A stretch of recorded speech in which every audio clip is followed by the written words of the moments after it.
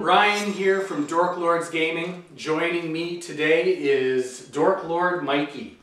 And we are super excited because today we're going to be doing our first ever Codex review with the new Codex that came out, the Tyranids. They're finally here. For better or worse, folks, the Tyranid Codex has dropped, and at a very critical time in the edition.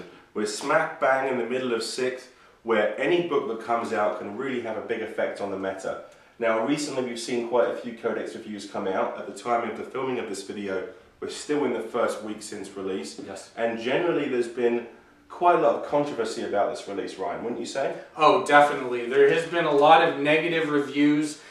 We understand that this book, there has been some nerfs, but Mikey and I are here to not talk about the negatives of it. GW has given us this book, and as the hive minds in this book, we as generals must adapt. Exactly. We are determined to find ways to keep Tyranids competitive, and that's what we're here to do today. In this video we're going to do a breakdown of each section of the Codex, talk about the units. Also we'll delve into our early views on what tactical options are available to the Tyranids and what your hive fleet should be doing in 6th edition. That's right. So let's get started with the new Tyranid Codex review.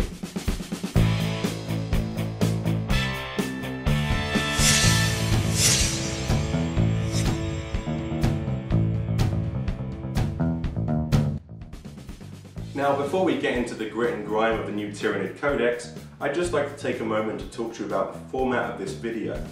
Here at Dorklords, we love Codex reviews, but we know due to their nature they can be quite conversational and therefore long-winded.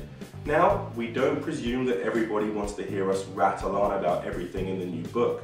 Some of you just want to get straight to certain points and hear certain things, whether it be heavy support, fast attack, whatever. So, for you guys, we've implemented a new system called the chapter system.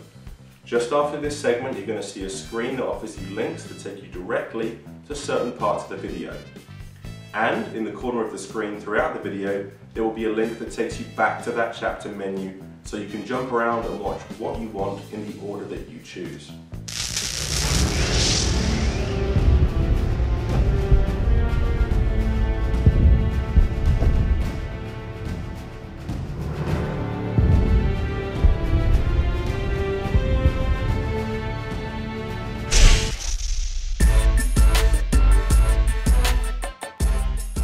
Welcome to the first section, big changes.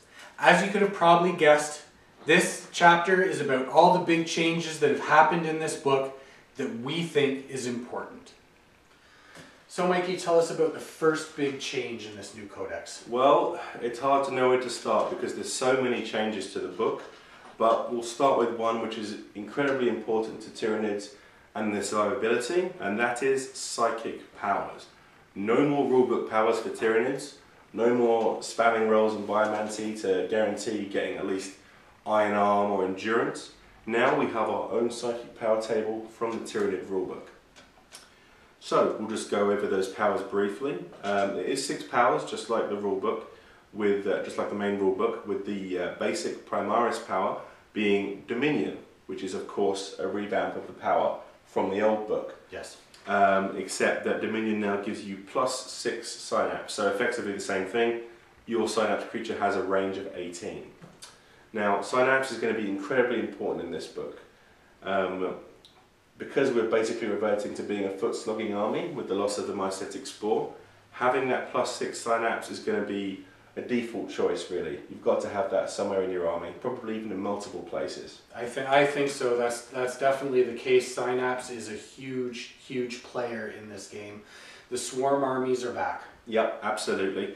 Next on the psychic power table is Catalyst, which is interesting because it's actually been buffed in a roundabout way.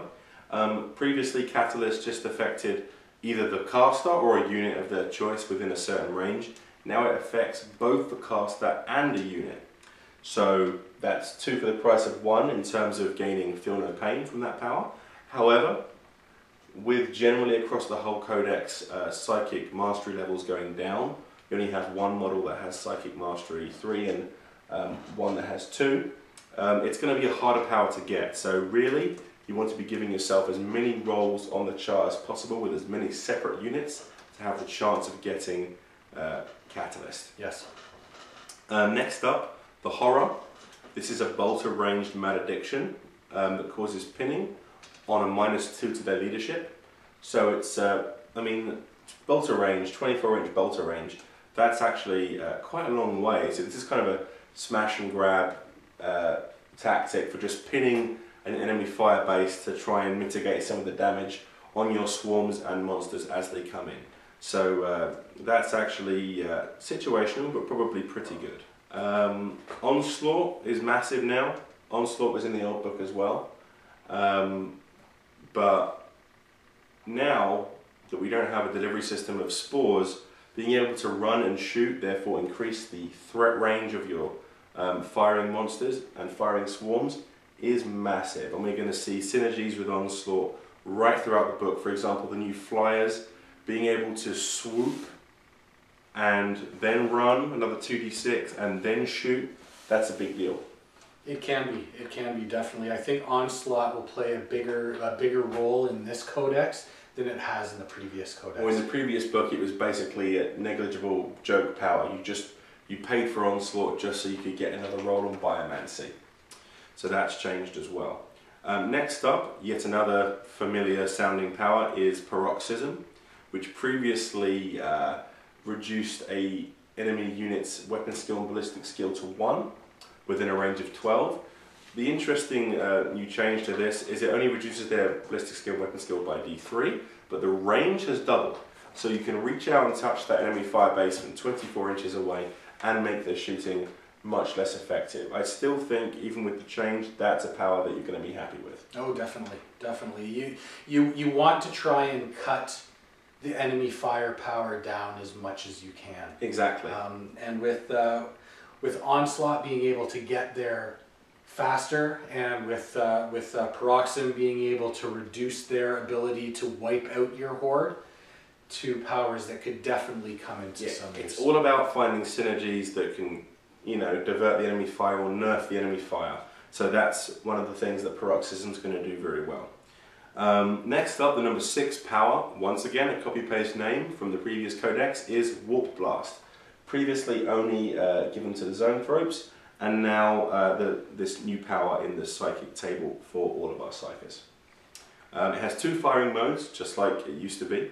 One of them being a Lance, with the best possible strength, and an AP now of 2 as opposed to 1. Instead of 1, yes. And also it has another firing mode where it's a burst with the strength of a heavy bolter. So most of the time you're going to be using the Lance, I dare say. Funnily enough, this becomes a good power for a close combat flying hive tyrant. You know, someone that you're not afraid to use a shooting psychic attack because you're going to lose a shot with one of your guns. You know, if you've got a combat tyrant, he can zoom up there and hit something with a lance. Well, the bursts definitely can still find some use to take out those Space Marines as well, because it does have an AP of 3 still. Yes, that's very tasty. I could see some Space Marines being hurt by that. So basically, throughout the Psychic table overall, we've got buffs to Synapse, improvements to us going forward with the run and shoot. Honestly, I think the Horror is probably the weakest or most situational. Most times that you roll a bad power, I dare say you'll go straight for the Primaris Dominion to get that buff to Synapse. And we've gone from a situation where previously you could take 2 Tervigons with 3 rolls each on the Psych table and get everything you need, to probably trying to get as many different Psychers to roll, and they'll have less rolls, just to give yourself more chances to get the good powers. And we tie back into what you said about Tyranids. We've got to adapt more than ever now. It's not about having sure things with your psychic powers, things you can 100% rely on. It's about seeing what psychic powers you get and adapting your playstyle and strategy to capitalize on them. Certainly, and there also is one last psychic power, and that's the good old Psychic Scream that our Hive Tyrants could take. Sort of a mini Doom, if you could. Now it's Nova power that's 2d6 plus 2 on their leadership. The difference between the Psychic Scream and Doom's power was you could take cover saves with Doom's power. With the Psychic Scream, you can no longer take cover saves. So you won't get as many people damaged, but they are disallowed that cover save. That's right, thank you. I missed that one. With the Doom, of course, it was 3d6 minus their leadership. This is 2d6 plus 2. So you're going to get, you know, not as huge a kill spread, but with the AP3, it's still pretty mean. What do we have next in the big changes section? Well, we now finally have a Warlord traits table for the Tyranids. Yay! You feel special at last. Now, of course, with the Warlord's trait table, you can either choose the one from the book, or you could choose the one from the big rulebook, the main rulebook. Now, going through the Warlord traits, a few of these are okay. Some of them are primarily situational. Number 1, we have Nature's Bane. Pretty much beginning of the movement phase. The headquarter the Warlord can turn a forest carnivorous within 12 inches of him, which I think, in my mind, is could be more of a detriment to us, because as Tyranids, our Termagants and our Hormagaunts are going to be wanting to go for that cover, go for those forests. So you don't want to turn them carnivorous, because then they'd just be... Then you can't use them. The issue really is the range. A wood within 12 of you, generally, is a wood that you want to use.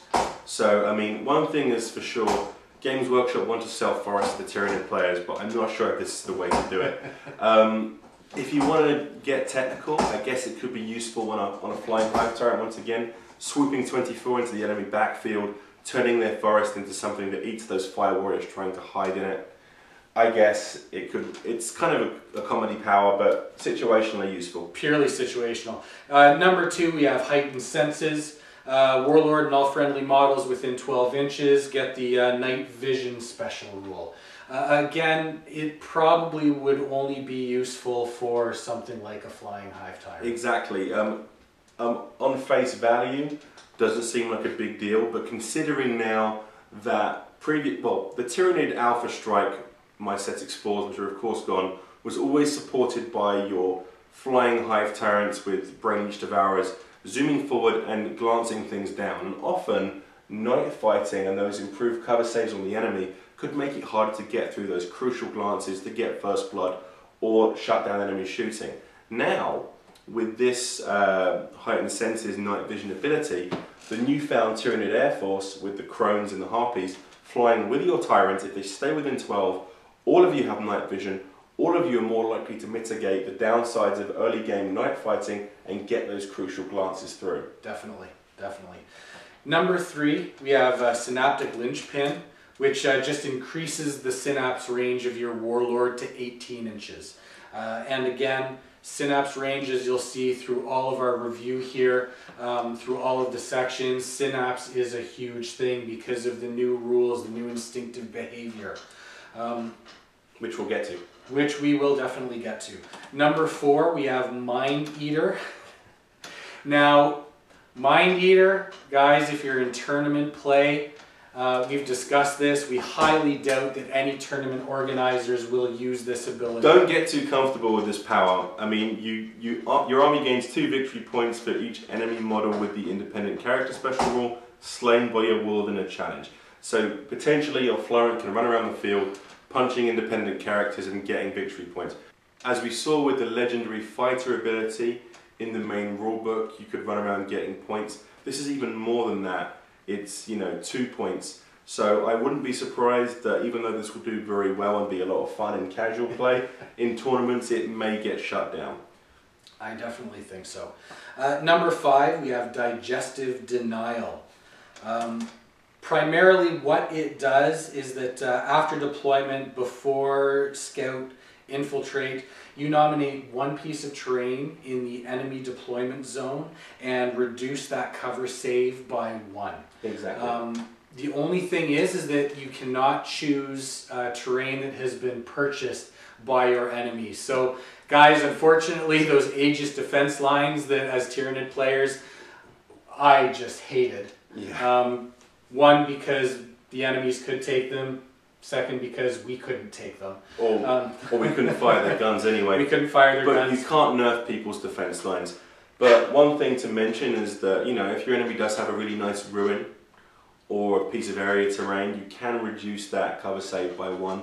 It could be useful, just help you get through those critical wounds early in the game to force a morale check or something. Yeah. So once again, situationally useful. I mean, I think the ability to weaken a piece of defensive terrain in your enemy's zone has got to be good. Oh, huge, yeah. Huge.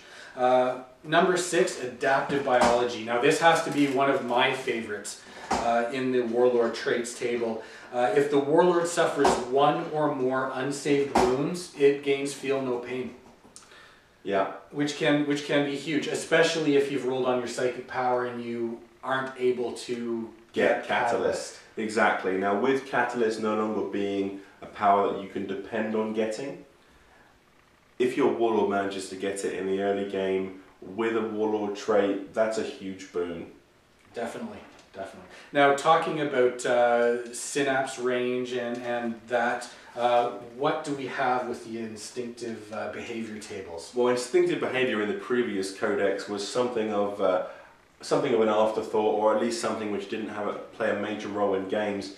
I mean, occasionally your Trigon would fail its synapse check and get rage and you'd have a great time, but apart from that it didn't really matter. What we've seen now is instinctive behavior. In accordance with synapse becoming more important, so is instinctive behavior. We've now got 3 separate tables that you have to roll on, depending on which unit it is. We have a lurk table, a hunt table, and a feed table. Hunt, of course, being the new table. A few things that correlate between all the tables. There is a result that you get between 1 and 3. There is a result at 4 and 5, and there is a result for number 6. So 3 possible results. The bottom result is always bad for you. The middle result is situationally good for you. And if you roll a 6 on the instinctive behavior table for your unit, it's always a buff. Now, I could detail all of them, but I'll just go over the ones that are the most beneficial or the most hilarious. Starting with hilarious, if you are subject to feed, which is probably about 60% of the Tyranid army, you know, your Trigons, Old One Eye, Hormigons, and so on and so forth. If you roll between a 1 and 3 after failing your synapse check, you are subject to the effect cannibalistic hunger. Yeah, it's as bad as it sounds. Basically, the unit immediately suffers a number of hits equal to the number of models in that unit. You know, if it's a swarm of 30 Hormigons, it's on. It's really dangerous. The AP is dash and the strength is by unit majority. We do get to allocate our own wounds to our models, and they don't get cover, but they do get armor. But I mean, if you think about this literally, no matter what echelon of the game you're playing at, from the most casual to the most competitive, this is hilarious. Your huge swarm can charge right across the table, get an inch away from the enemy and lose synapse, and if they roll this, they'll just kill each other. It's just amazing, really, isn't it? It does, in my mind, it does work with the fluff and backstory of the Tyranids, though. If with the hive mind and the bigger bugs controlling the smaller bugs, you know, they go out of synapse and they become mindless and they just eat whatever. That's what the Great Devourer does. It eats devours. things. Exactly. On the upside, though, if you don't roll that particular result, you could get Devour, which means that you have to assault where possible, so not really a big deal. Chances are you want to assault anyway. If you roll a 6, you're still subject to Devour, where you must charge, but you also gain Rage. So it's a real 50-50 shot on that table, just like the others, whether it's going to help you or hinder you. Let's jump straight to the Lurk table, which governs all the units like Termagants, the Lictor, and the Venomthrope. So it's like 15% of the whole Tyranid army. And if you roll between a 1 and a 3, you just run away, as if you were broken, you know, as if you failed a morale check. If you roll between 4 and 5, this is quite interesting. You get the thing called Seek Cover. In the movement phase, the unit is not slowed by difficult terrain. That's a buff. Though its models still take dangerous terrain tests as normal. In the shooting phase, they can run, but the unit can only shoot if it is in a building or area terrain. And this is done on a model-by-model basis. So it's not like the previous Lurk thing where you were forced to run to area terrain and hunker down.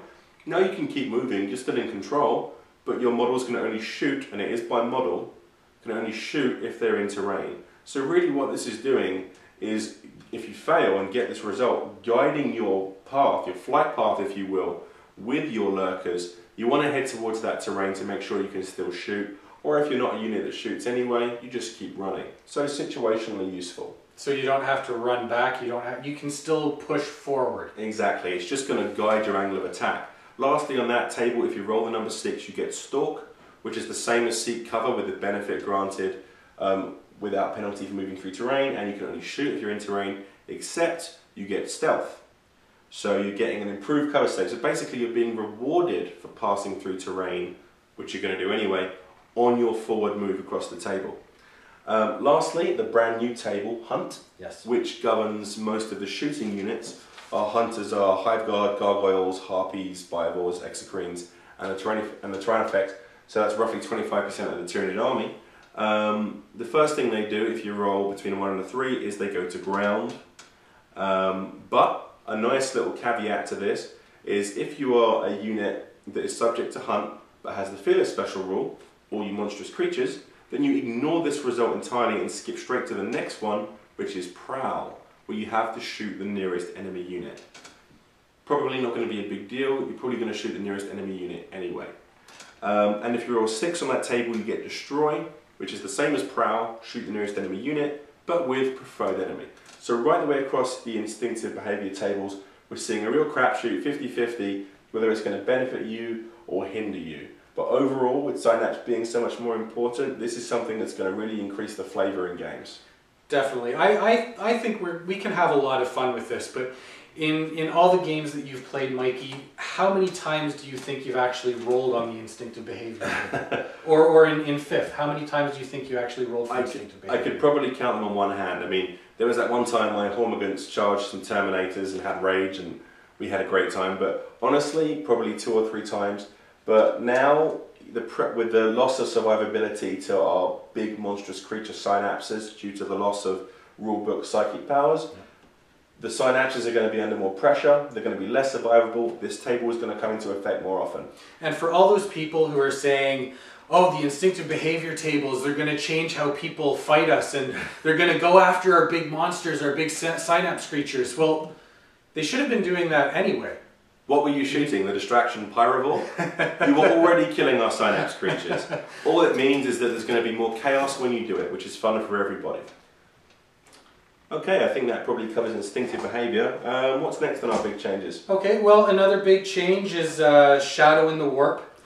All enemy units and models with the Psyker, Psychic Pilot, or Brotherhood of Psykers special rule suffer a -3 penalty to their leadership while they are within 12 inches of one or more models with Shadows in the Warp. The important thing there is the fact that it isn't a -3 to their leadership for purposes of psychic checks. It's a -3 to their leadership. So, I mean, if you're the kind of guy who runs a Psyker as your HQ, this is really quite dangerous. And there is a nice synergy here. If you're running Death Leaper, we'll get to him later, he is much, well, I consider him quite viable. Yeah. Death Leaper has a thing where he can pick an enemy character and reduce their leadership by D3. In combination with Shadow in the Warp, we're seeing a reduction of 3 and then D3 more, possibly 6. If you're an Imperial Guard player running a Primaris Psyker, if you're someone playing Space Marines running a Librarian, this could be a real threat for you. The range is 12.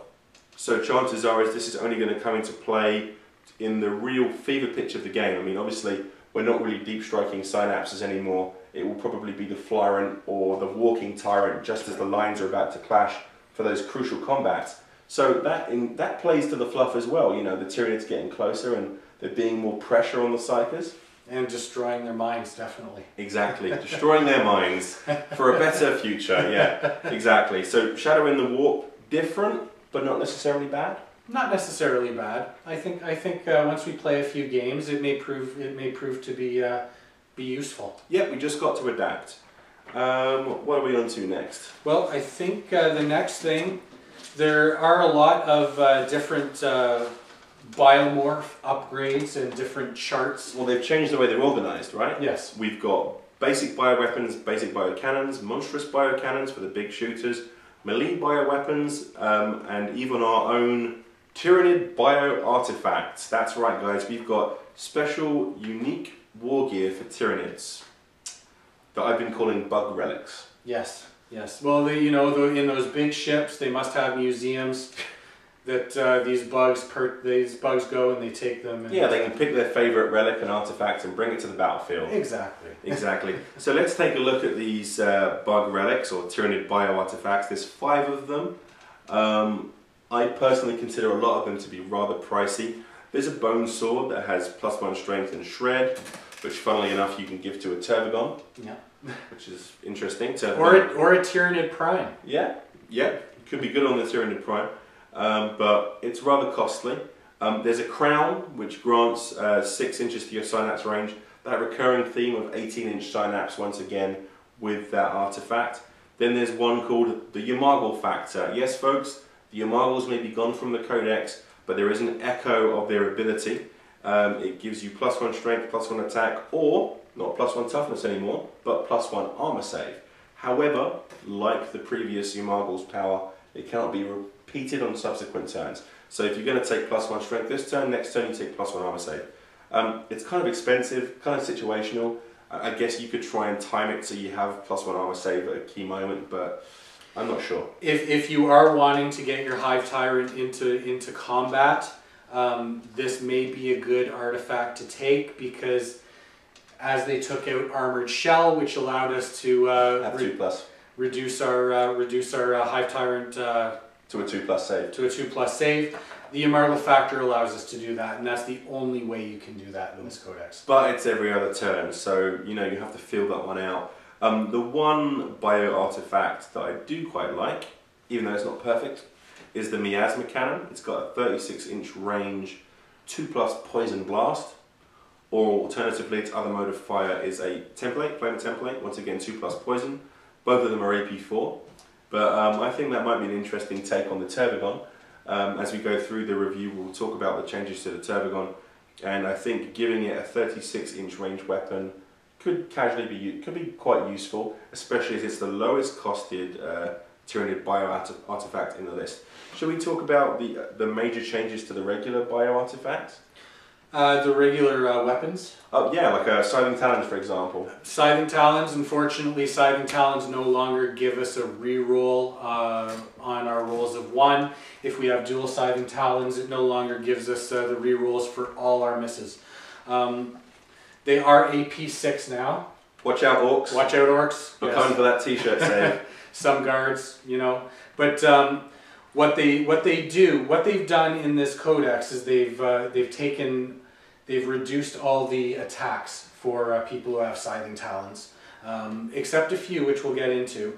But the Trigon, for example, now has 5 attacks, not 6. But because it has 2 close combat weapons, 2 Scything Talons, 2 Scything Talons, it now gets a +1. As if it was an additional close combat weapon. So really, they've just rehashed the way that it worked and taken away the rerolls. And that is a nerf, but there's varying degrees of severity to it. As we go through the sections, we'll see who's worse hit by that than others. Also, there's been a change to the Bone Sword. Still does instant death on a to-wound roll of 6, but AP3. So basically, it's an elite power sword now. The Lash Whip no longer nerfs the initiative of everything in base. You can't just charge in and make everything touching your base initiative 1 anymore. Now it just buffs your initiative by 3. So quite useful there for the Tyranid warriors going into combat and making sure they get their strikes in with the instant death bone swords before they are thunderhammered into dog food. Yeah, so that's different, but still perhaps viable. As far as guns are concerned, a lot of the little nuances to guns, the little +1 here, -1 here, have been removed. But there's been a slight improvement to the heavy venom cannon, mainly because the Hive Tyrant that fires it is now BS4, but we'll get to that later. But also previously it had a -1. It had a -1 when you fired on vehicles. Yeah, which we never understood, but now it's gone. So that's quite decent. What else do we have here? Lash Whip Bone Sword has generally got more expensive, so I wouldn't be surprised if we see more double Bone Sword. Would you say that's probably the case? Oh, definitely. Yeah. The people who can take the Lash Whip and Bone Sword, they'll probably take more double Bone Swords, just for the simple fact that the majority of the people, the majority of the guys who can take it in this codex have a higher initiative than most other. Exactly. Anyway. What I'm quite happy about is the fact that a Tyranid warrior with an initiative of 4 can charge into combat with a real slick Eldar fighter with an initiative of perhaps 5, and with that +3 buff can actually get in his swing first. Yes. Which it could be quite telling, especially as Tyranid warriors have actually now got the ability to charge through cover without being reduced to initiative 1. That's right, folks. They've got flesh hooks. And Carnifexes have spine banks. Spine banks. Both of these items do exactly the same thing. You can charge through cover without penalty. They're shooting weapons as well, but that's kind of a side thing really. What really matters is how they affect assaults. So yeah, that's pretty good. Just to run over a few other biomorphs that have changed. Adrenal glands used to give furious charge, now they also give fleet. The usefulness of that varies from unit to unit, as we will see. Acid blood is a little circumstantial. Instead of being auto wounds and auto glances, it now is strength 5 AP2. So yeah, we're seeing a total reorganization of the biomorphs and weapons for Tyranids. Some things that have been nerfed, I think is safe to say. Yes. But really, whether their new style is effective, we'll just have to wait and see. I think with this new codex, there's more build possibilities, but we'll also have to, as we keep alluding to it, we have to adapt to what we have in this book. Yeah. Different play style. Yes, this isn't easy mode Tyranids anymore where you can just spend points on things which will guarantee your victory. You've got to really think about the synergy of your items and the concert of your army right across the table. Do we have anything else for big changes, or is that all of them? I think that is it. Alright, so we can dive right into the sections of the Codex now? Yes. Starting with HQ. For the first chapter in our sectional breakdown, we have the HQs. Because of course, what is our army without our fearless leaders? So Mikey, tell us what's going on with our new HQ section. Okay, well there is a few changes. The most important thing, we can all breathe a sigh of relief. The Dakar Florent with 2 Twin Link Devourers is still the boss. He's still really effective. In fact, he's got slightly better, now boasting a ballistic skill of 4. So, that's not too bad. Funnily enough, that's better for you if you're using a heavy venom cannon now. Ryan here is a true believer in the heavy venom cannon. I can't stand them, but he's been running the walking hive tyrant with venom cannon for a long time. Now, of course, with BS4, it scatters less. So that's a slight buff there. On the typical competitive build, which is the hive tyrant with wings and 2 Twin Link Devourers, BS4 isn't going to make a big deal because the weapon's twin linked, yes. Right? But still, it's a buff. The Dakar Florent, or the Twin Link Devourer Florent, is actually now cheaper, which is good. Slightly less than it was before. I'd say considerably less than before. Considerably less. The cost of wings, yeah. The cost of wings has almost halved. Almost halved. Exactly. Yeah. Wings used to be such a big commitment, all those points. So now we're going to see the Dakar Florent still ruling the skies. As for the close combat tyrant, I'd still say he was effective. Now I used to run the very cheap 2 sets of Siling Talons. Obviously with the change to them, it's going to give you an extra attack, but you're not going to get all those rerolls. But the Bone Sword's still good. Lash Whip Bone Sword may come in handy against Eldar and Dark Eldar in assaults because they're very fast. One of the most important things about the Hive Tyrant now is actually his bodyguards. The Hive Guard have the ability to mix and match their biomorphs. Yep. So you can throw some Crushing Claws in there, and you can give them adrenal glands and toxin sacs. So if you are taking a walking tyrant, or thinking about taking one, he's got significantly better guards. An important thing to note about the Tyrant Guard, previously you had to keep the Tyrant and the guards together. Now you can actually pay for the Tyrant guards, but you don't necessarily have to have the Tyrant in the unit. So if you're looking for a more durable way to run the walking Tyrant, you can take 2 units of 3 Tyrant Guard, put the turret in one and have another backup unit walking up behind you.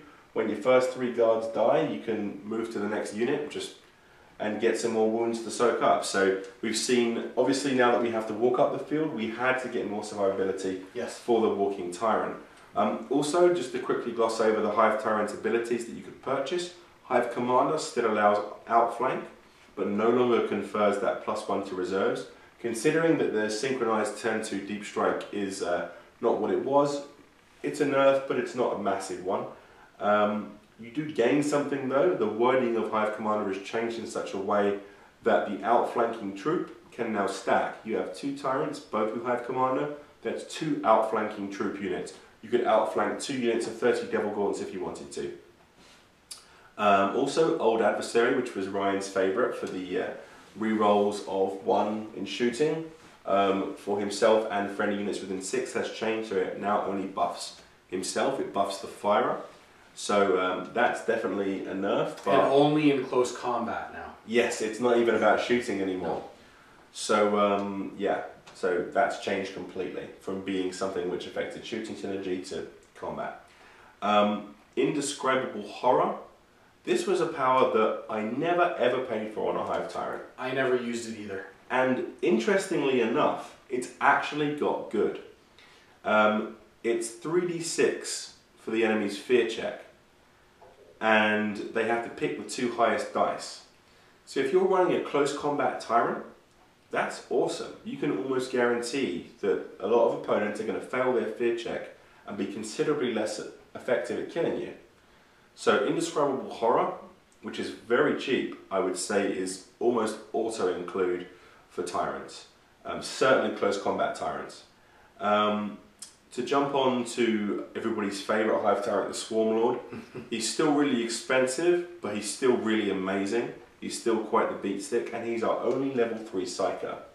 So higher points levels, I mean the game is going towards higher points now anyway, but generally in higher points levels, he's pretty much auto-include, I'd say, unless you really do love the double flying Hive Tyrant.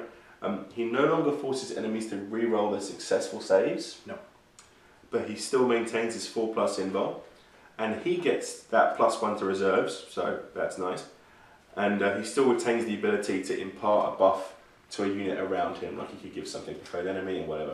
With every unit within, or a single unit within 18 inches of him. Exactly, so he still has that very nice synergy with improving the swarms and units around him. He also has the bone sabers, which are different than the bone swords, which are still AP2.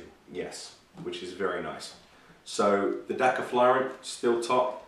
Close combat tyrant, I'd say he's come down a little bit in viability at the competitive levels, but there's still some mean builds for him if you get him in combat. Swarm Lord's still amazing, but an expensive points commitment. Yeah. Going with the Swarm Lord and the Walking Tyrant though, just to touch base on the Tyrant Guard again. The one major change in this is their shield wall ability. They automatically pass Lookout Sir, which is huge.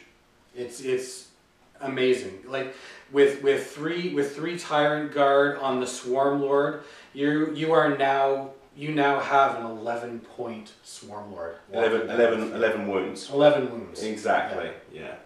11-point Swarm Lord getting heart attack. Wouldn't that be nice? Yeah, but 11 wounds before you go down, and if you take advantage of what I mentioned before, spending the points to take 2 units of Tyrant Guard.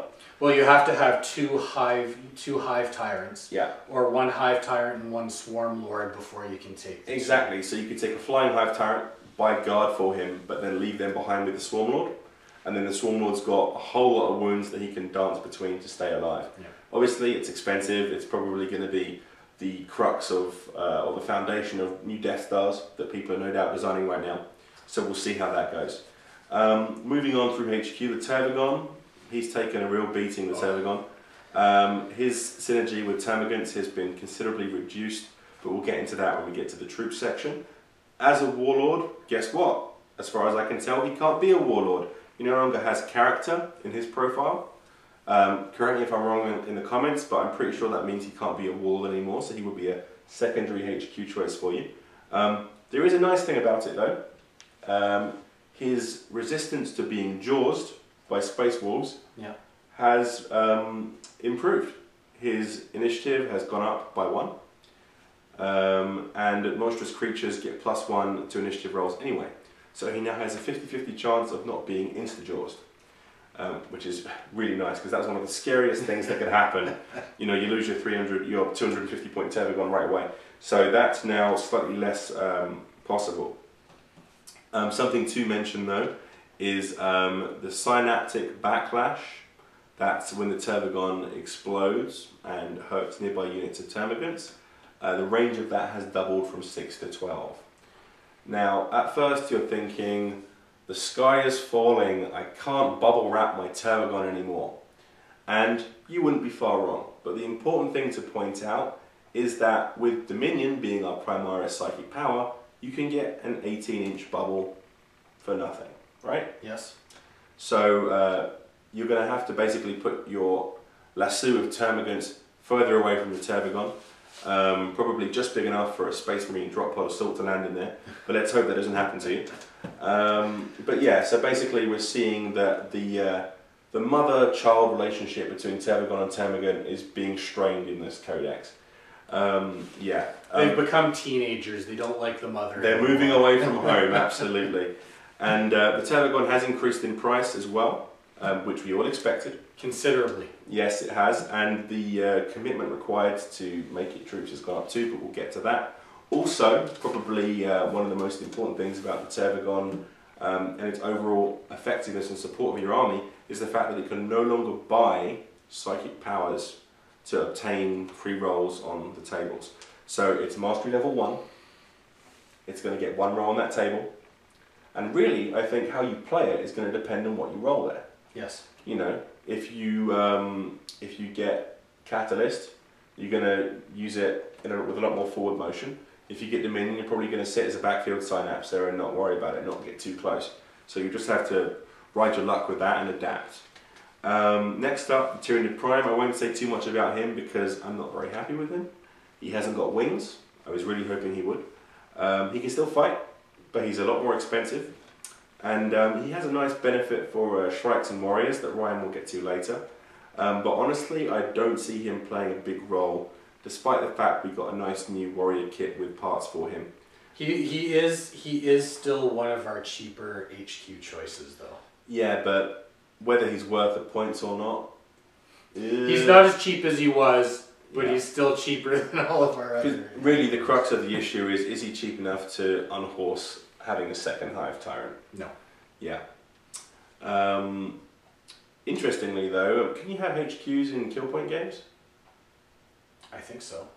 So, I don't know, he's more expensive, but maybe people will use him in kill points as some sort of Death Star character. Let us know if you can use him in kill point games or not, kill team games or not, because that could be interesting. Moving on, Death Leaper. I think Death Leaper is really actually going to become a choice in some competitive armies, because he has a really nice synergy with Morlocks, who've been largely buffed due to his ability to let Deep Strikers not scatter around him, which is called Pheromone Trail, I believe. He can only be hit with snapshots. That's awesome. Obviously, he has a nice synergy with Shadow in the Warp because he can make one enemy character lose D3 leadership at the start of the game. He is a little expensive, and he's not quite as good in combat as he used to be, but honestly his ability to help you pinpoint your deep striking Morlocks is huge. Do you have a Lictor? Do you have a Lictor model? No, I don't. Well, it might be time to buy one. He might be becoming a big thing. Next, Old One Eye, one of the guys from the last Codex who never really got used. He was too expensive, you couldn't get him across the table. Exactly, and you still might not, but he is better. He's still an awesome beat stick. He has abilities where he gains attacks for successful hits, of course.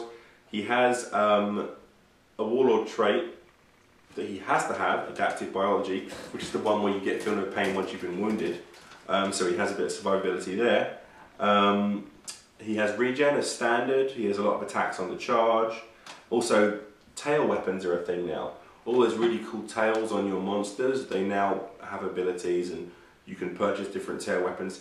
Old One Eye has a tail weapon. They actually do something again. Yeah, exactly. And there's a whole bunch of them as well. Some of them have high strength but no AP, some of them have middling strength but then rending, stuff like that. And they give you a bonus attack.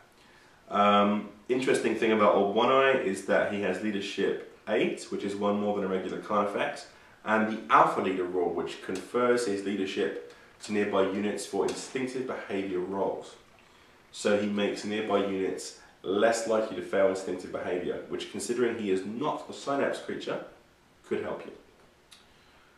And anything you want to add about HQ? Which one do you think you're going to take? Well, I've always loved my my Walking Hive Tyrant, but in recent games I've come to appreciate the Daka Flyrant. Yeah, you've come to the dark side with the Flying Hive Tyrant. I have, but I do like the ability to put the Tyrant Guard on with the Walking Hive Tyrant. The Tyrant Guard, I think, are much improved. Their points cost is less, and with the ability to kit them out differently, it could be a lot of fun to run something like that. Exactly. So overall in the HQ section we can see the reinforcement of the Shooty Hive Tyrant as being the most optimal choice. The choice of a Turbogon HQ, which many people did because it was a pretty survivable way to hide a Warlord kill from your opponent, probably become maybe slightly less likely now with it being more expensive, but still possible. And of course we have the resurgence of Death Leaper purely because of his Deep Strike synergy with Morlocks. Yes. Okay, let's move on to the next section.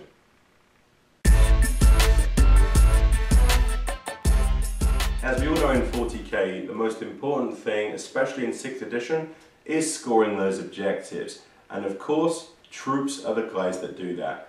Tyranids troops have classically, or certainly in the last Codex, been all about the Termagants and as many as you could get from those troop Turbogons. Obviously now with the massive changes in the Turbogon's role, we're going to see a changing of the guard in terms of what works best, and Ryan's going to tell us all about that. So Ryan, tell us about the troops. Okay, well, going through the troops, we'll just start the Tyranid warriors. I have quite a few of them. I don't know if you guys out there have quite a few of them, but they haven't changed. They're still toughness 4. They can still be insta-killed. Unfortunately, we were hoping that they would either get another point in toughness or some access to some form of Eternal Warrior, but no, they're still the same point cost. They're actually more expensive now to do the melee warriors with the Lash Whip and Bone Swords because those have gone up in points. So no real change there.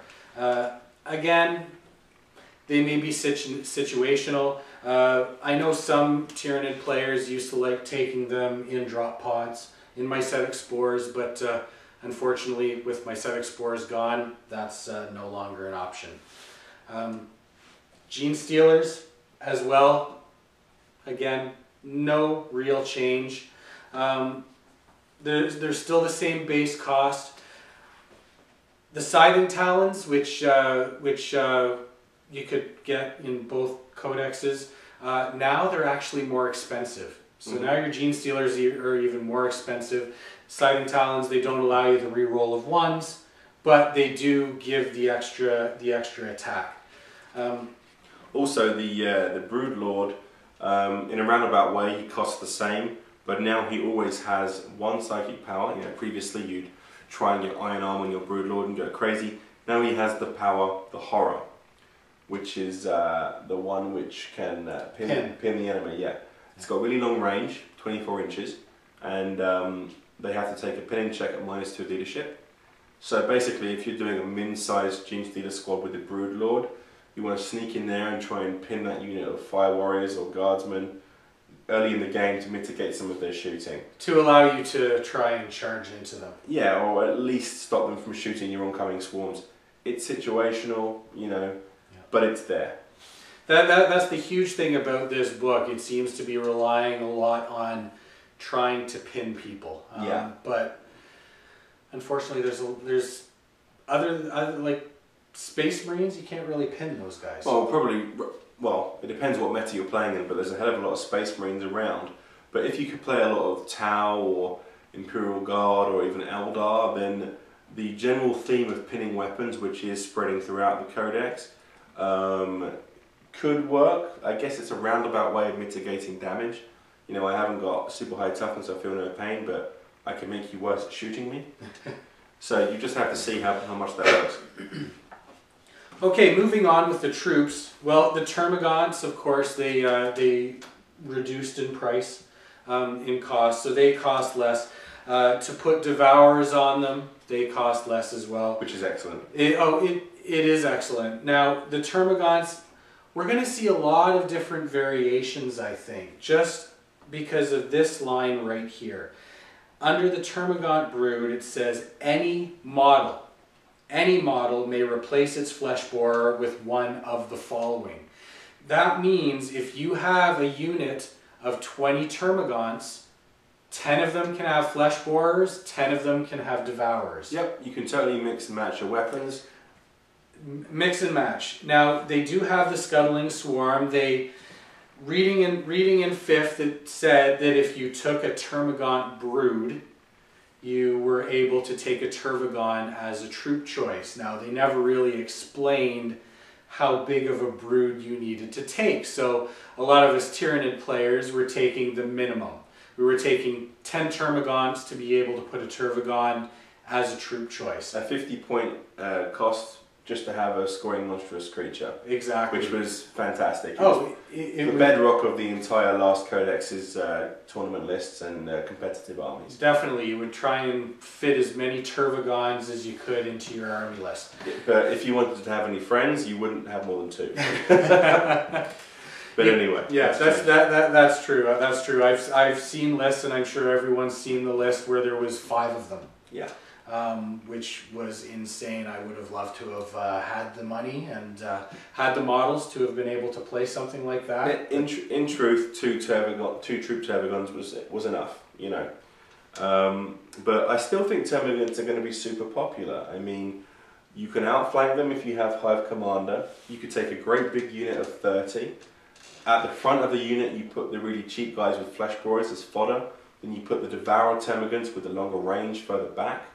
Like, you can really kit them out like special forces now. You even put strangle webs in there to pin the enemy. Definitely. We're going to see a lot more big swarms of Termagants running forward, independent from the Tervagon, just going forward with other Synapse creatures and using the variety of weapons to cause trouble. The Swarm army is definitely coming back. The Termagant brood now, Mikey said a unit of 30. That now is what you need to be able to put a Tervagon as a troop choice. So they've effectively nearly tripled the point commitment to unlock the troop Tervagon. Right. And the base cost of the Tervagon has increased as well. So we're seeing a significant, I'd say almost punitive cost to get that troop Tervagon again. Now, we all knew it was going to change and that it wasn't going to be as easy as it was in the last Codex, but I don't think anyone quite expected the measure to be this extreme. Oh, I don't think anyone could have figured out that the Tervagon was going to get buffed or nerfed so badly, and the point cost was going to be increased by that much. Mm-hmm. And the Scuttling Swarm, the ability to get him into the troops, would cost that much as well. But the truth of the matter is, I mean, I don't know, we may differ here. I'd actually accept the cost of the base cost of the Tervagon. I'd accept how much more it costs to make a Tervagon troops. The thing which I find the most punitive about that is the fact that when the Tervagon dies and explodes and hurts nearby units of Termagants, the range of the blast has gone from 6 to 12, which is the same as Synapse range.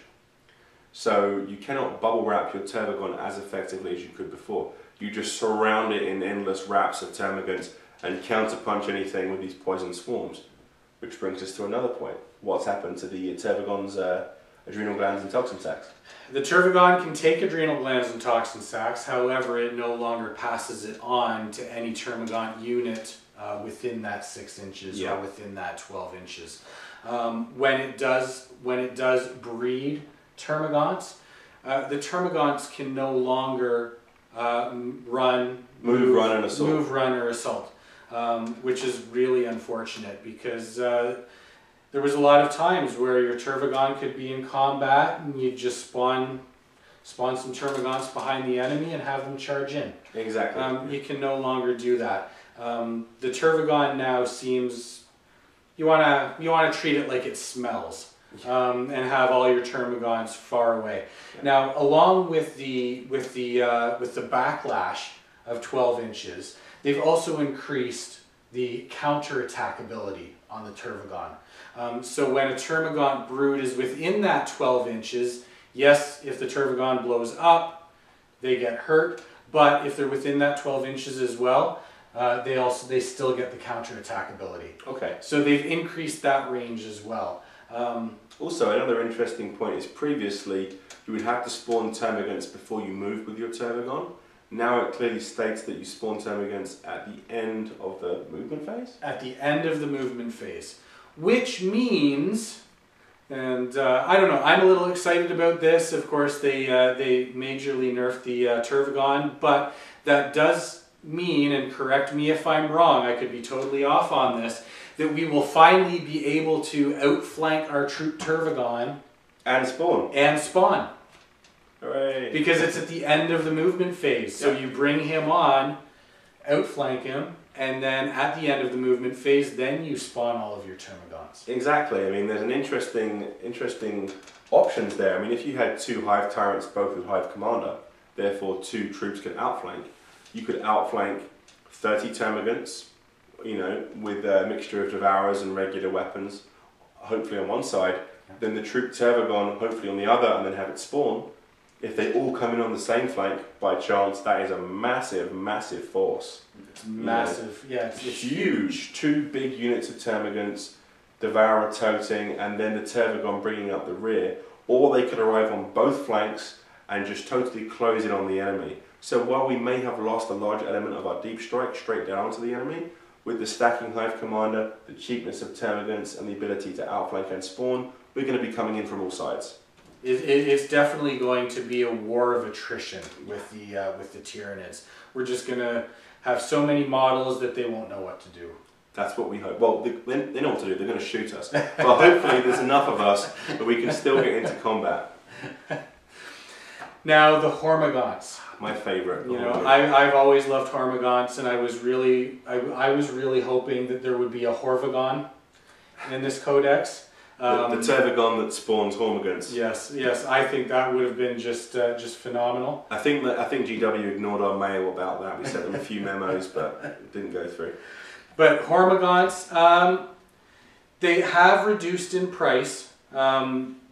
Toxin sacks, you can equip them with toxin sacks, but the toxin sacks actually went up in price.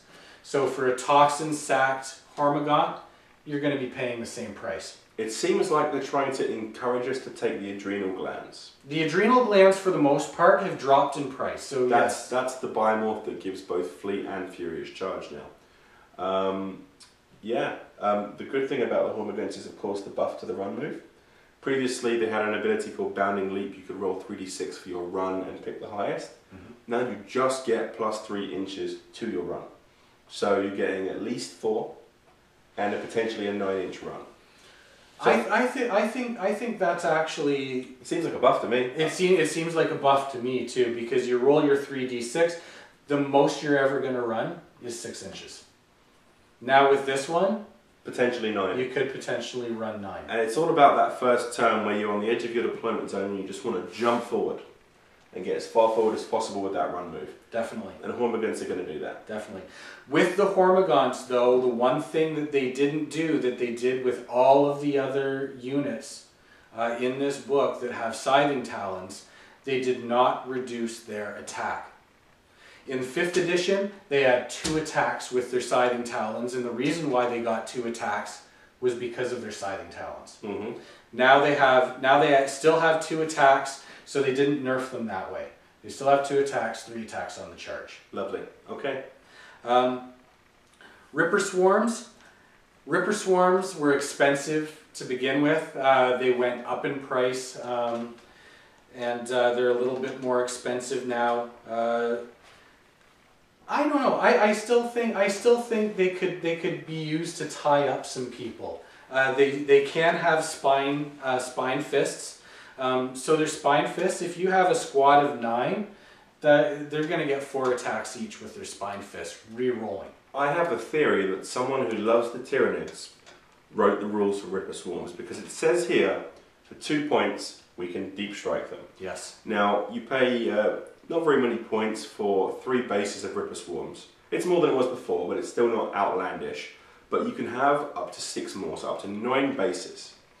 Then you can give them Spine Fists, which gives them shooting equivalent of their attacks. Twin-linked. Twin-linked shooting like their attacks. So these guys have, what, 4 attacks? 4 attacks. So that's 4 shots twin-linked. And then you have 9 bases of them. And for just a couple of points per base, they can deep strike.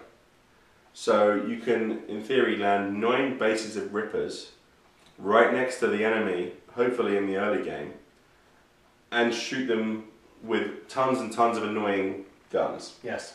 And the thing is, they can ignore you because you're just a puny Ripper, but if they do, you'll assault them and bog them down. I wouldn't be surprised if we see people putting maybe just one of their 6 troop slots on a monster-sized group of Rippers and just throwing them in there to cause trouble, to sow the seeds of discord early in the game. Definitely, definitely, because if you throw them down, the people, if they don't attack them, are going to be assaulted the next turn by them. If they do focus on the Ripper Swarms, then that gives your monstrous creatures and the rest of your army more time to move up the field. Yeah, even if they spend a single gun on me, if one squad fires its bolters at me or switches a heavy weapon on those Rippers, that's one more missile or volley that's not hitting my Hive Tyrant. Now, a lot of people say Ripper Swarms are weak, and because they have the Swarms rule, they can be killed really easily with blast weapons. I understand that, and I agree with that, but for that little amount of points, you know, they could prove to be useful. It's a sort of thing that's worth trying out. We need things that are going to cause discord in the enemy ranks, and if you look throughout the book, there are lots of little nuances like this one that if you string them all together, you can get some quite nasty distraction units. I mean, also you've got to remember, if you are running Death Leaper, these guys' deep striking is going to be more effective. Mm-hmm. Death Leaper now has infiltrate, you can sneak in near enemy lines, plop a massive swarm of Rippers. You know, try it out, see what you think. I think that there's potential there. Yeah, I think primarily people are going to choose the Termagants and the Hormagaunts again, unfortunately, over the Warriors and the Gene Stealers. Termagants are hands down, I think, the best option in troops. Definitely, especially with them being able to, any of them being able to replace their flesh borers with Devourers, and Devourers are cheaper. So that's I'm so happy about that. Well, I think that covers troops. That covers troops. We'll move on to our next section.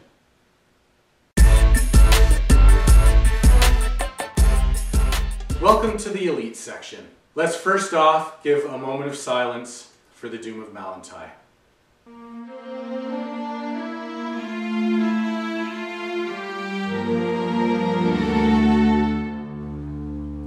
We've had our fun with him. He was great. I will miss yelling Doom whenever he appeared, but let's just see what we have to choose from now that we have to work with. Okay, Mikey, Elite section. We lost a few of the good players, but what do we still have left? That's right, Ryan. Doom and Umgal's gone. I've shed my tears for them, and it's time to move on and see what we can do. Hive Guard, they're still here, and I'd still say they are pretty strong in this section. They've lost some ballistic skill, 1 point to be precise. Gain the ability to take a new weapon in the unit, which is got Haywire. Yeah. Haywire is a thing now for Tyranids. You're going to see it later on the Hive Crone flyer. But a good thing is they have a proper ignores cover rule, as opposed to the convoluted wording for what would become ignores cover in the last Codex. They've increased in price slightly as well, but I would still say they're quite viable. The Venom Thrope. The Venom Thrope, one of the most annoying models to build and paint that I've ever come across. But those spindly little arms got me. They're awful. It's like a macaroni monster. But it's now a boss. It's got Shrouded, so +2 to a cover save for things nearby. And considering that the degradation of our survivability via psychic powers. Improving our cover saves is huge. Whether or not this is going to be a useful unit for you does depend on how much ignores cover weaponry is in your meta. Where we are, it's around, but it's not spammed per se. Although we might see more of it now.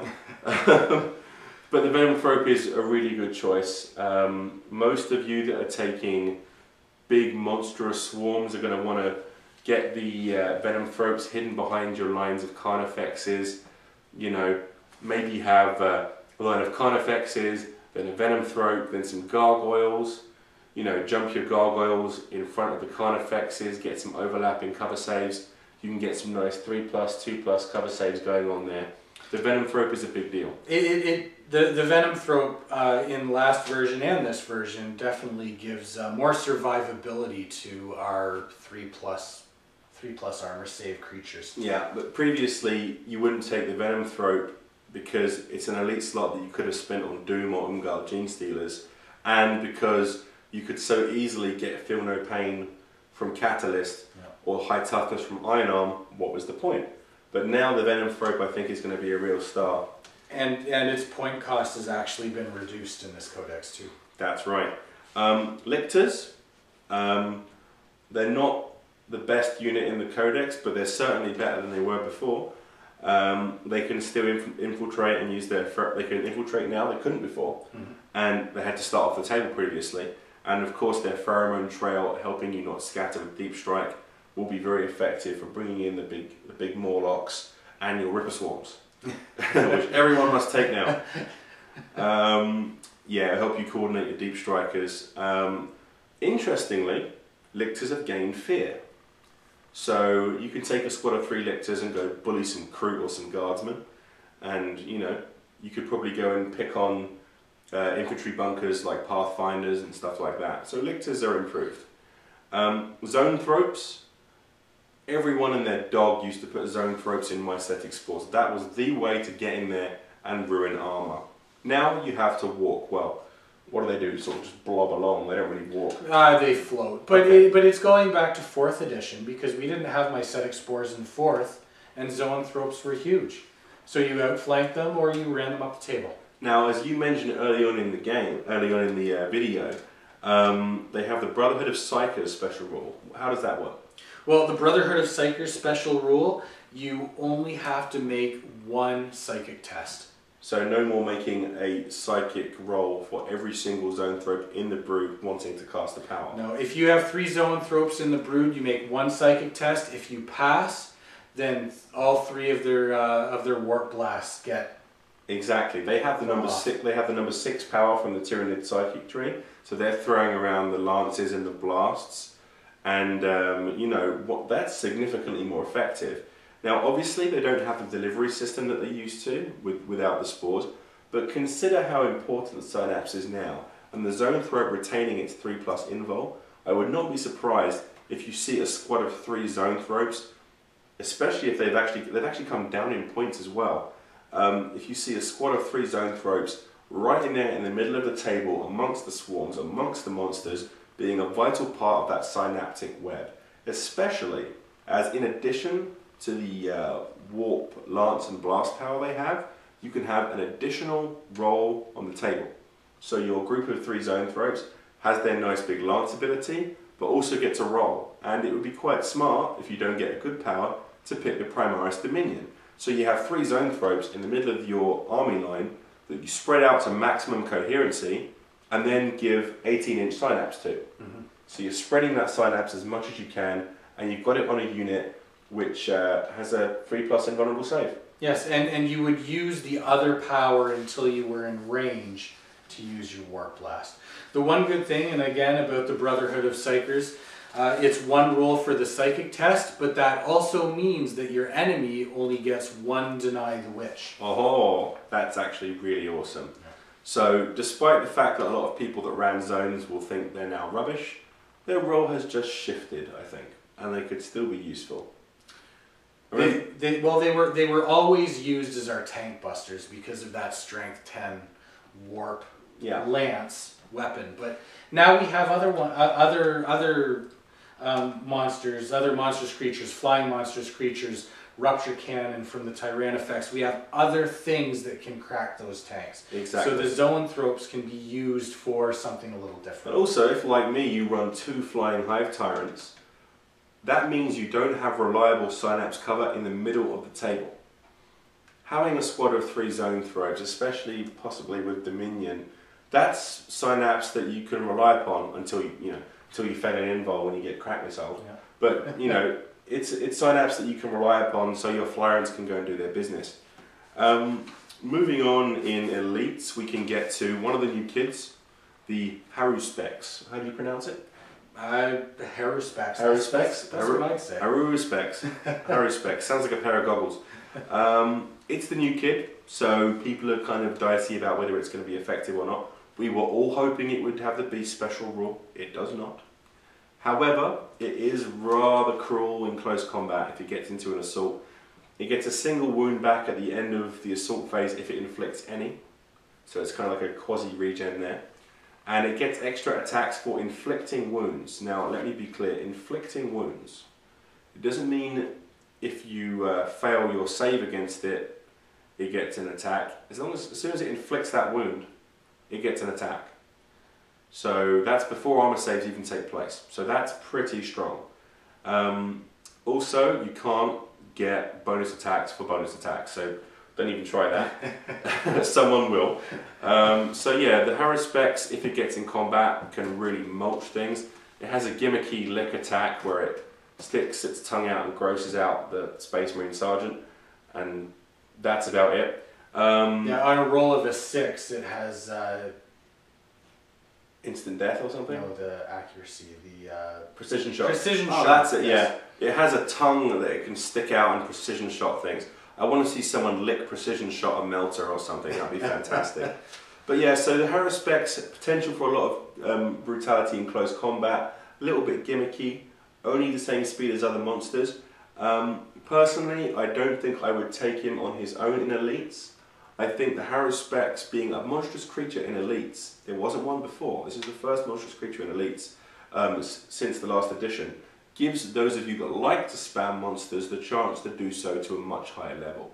You could take 2 or 3 Haruspexes and just fill the elite slots with more monsters, basically. Yes. You know, that's potentially 3 more monstrous creatures than you could run before. So if you are a monster lover and want to paint this horrendous looking mouthpiece on this thing, as you can probably see there, little gribbly mouthpiece, then go for it. Run the Haruspecs.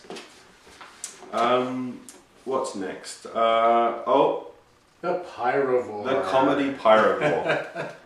Still a joke. Yes.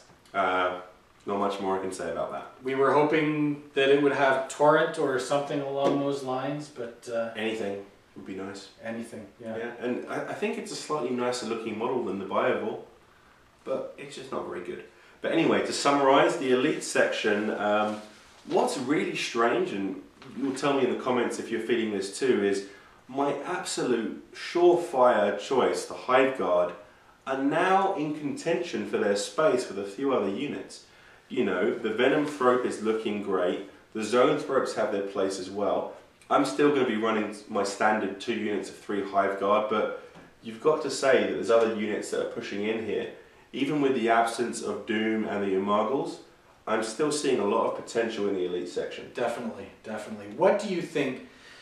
Do you think that that the Elite section still has too many choices to make the Haruspecs viable unless you're running a monstrous creature list? If you're going to just take a token Haruspecs, like many of you have probably just bought one and wanted to try it out, I think your opponent is going to take one look at it and pour every shot they have into it, so you're not going to get it into combat. If you're going to take the Haruspecs, same as people running Mauler Fiends or Chaos Space Marines, if you're going to take one, take 2. I personally am going to just observe the Haruspecs, but I don't think it's about to unhorse the kings of elites now, which is, as far as I'm concerned, Hive Guard and the Venom Thrope. Yes. Okay, let's jump to the next section. Okay.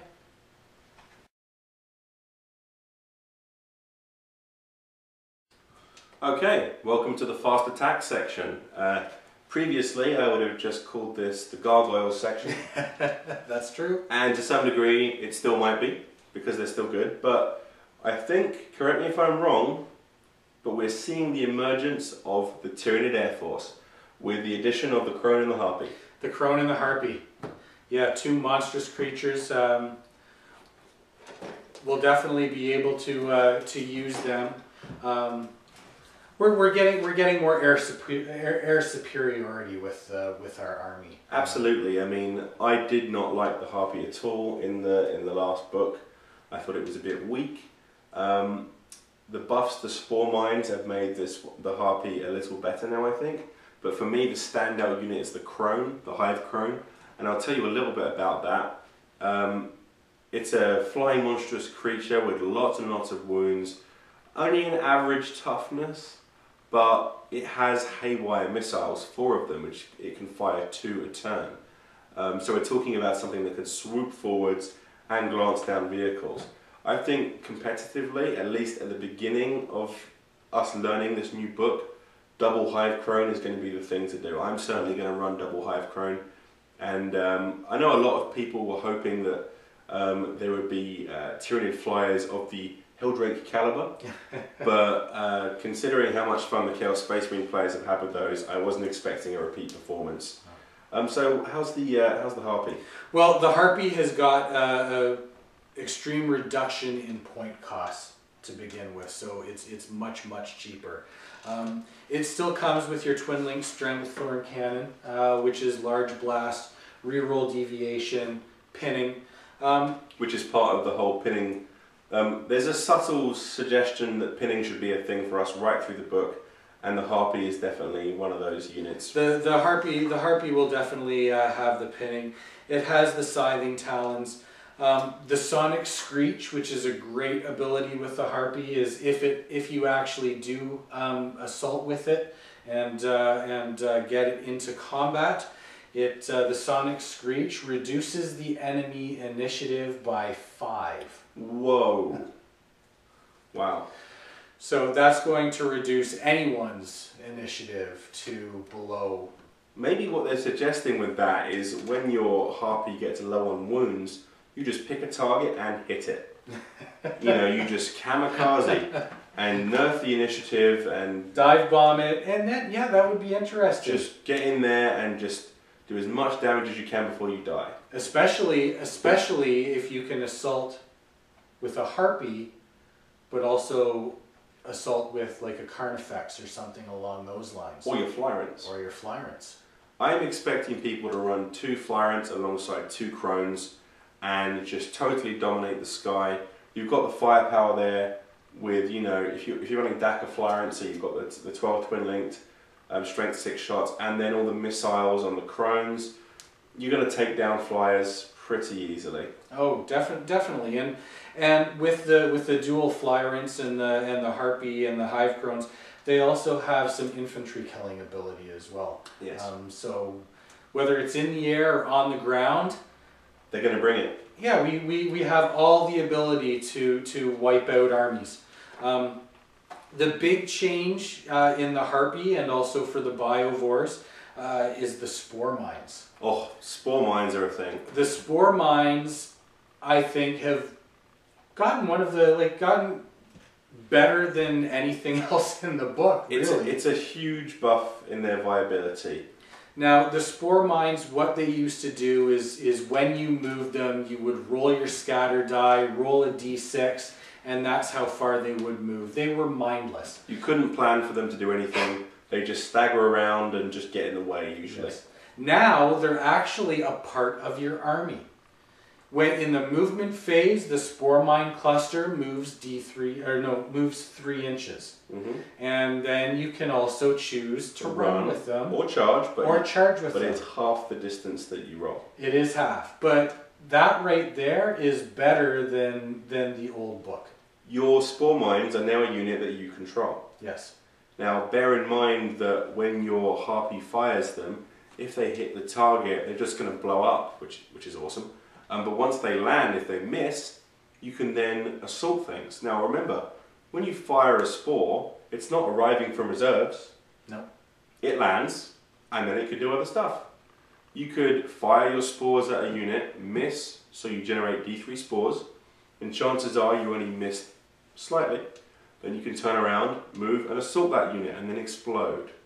So there is definitely, with the Harpy and fast attack, but also all the other units that can use spore weapons, you could spam spores and really cause some trouble. Now, another option in the fast attack, you can take spore mine clusters. I don't think anyone would actually take them in the fast attack with the Harpy and the Hive Crones and the Gargoyles.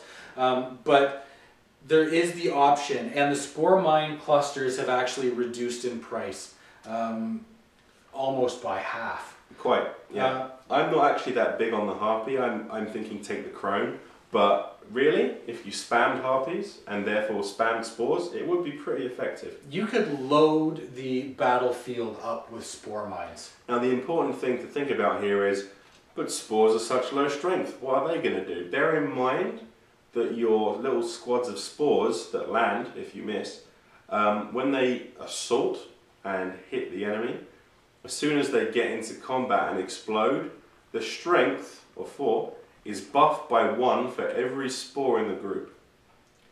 Think about that. So those spores hit home, and if you've got, 3 of them, that strength is going right up and doing some serious damage. AP4 as well, I believe? AP4. So that would be a Strength 6, AP4, Large Blast. Necron Warriors, Tau Fire Warriors, Imperial Guard, Carapace.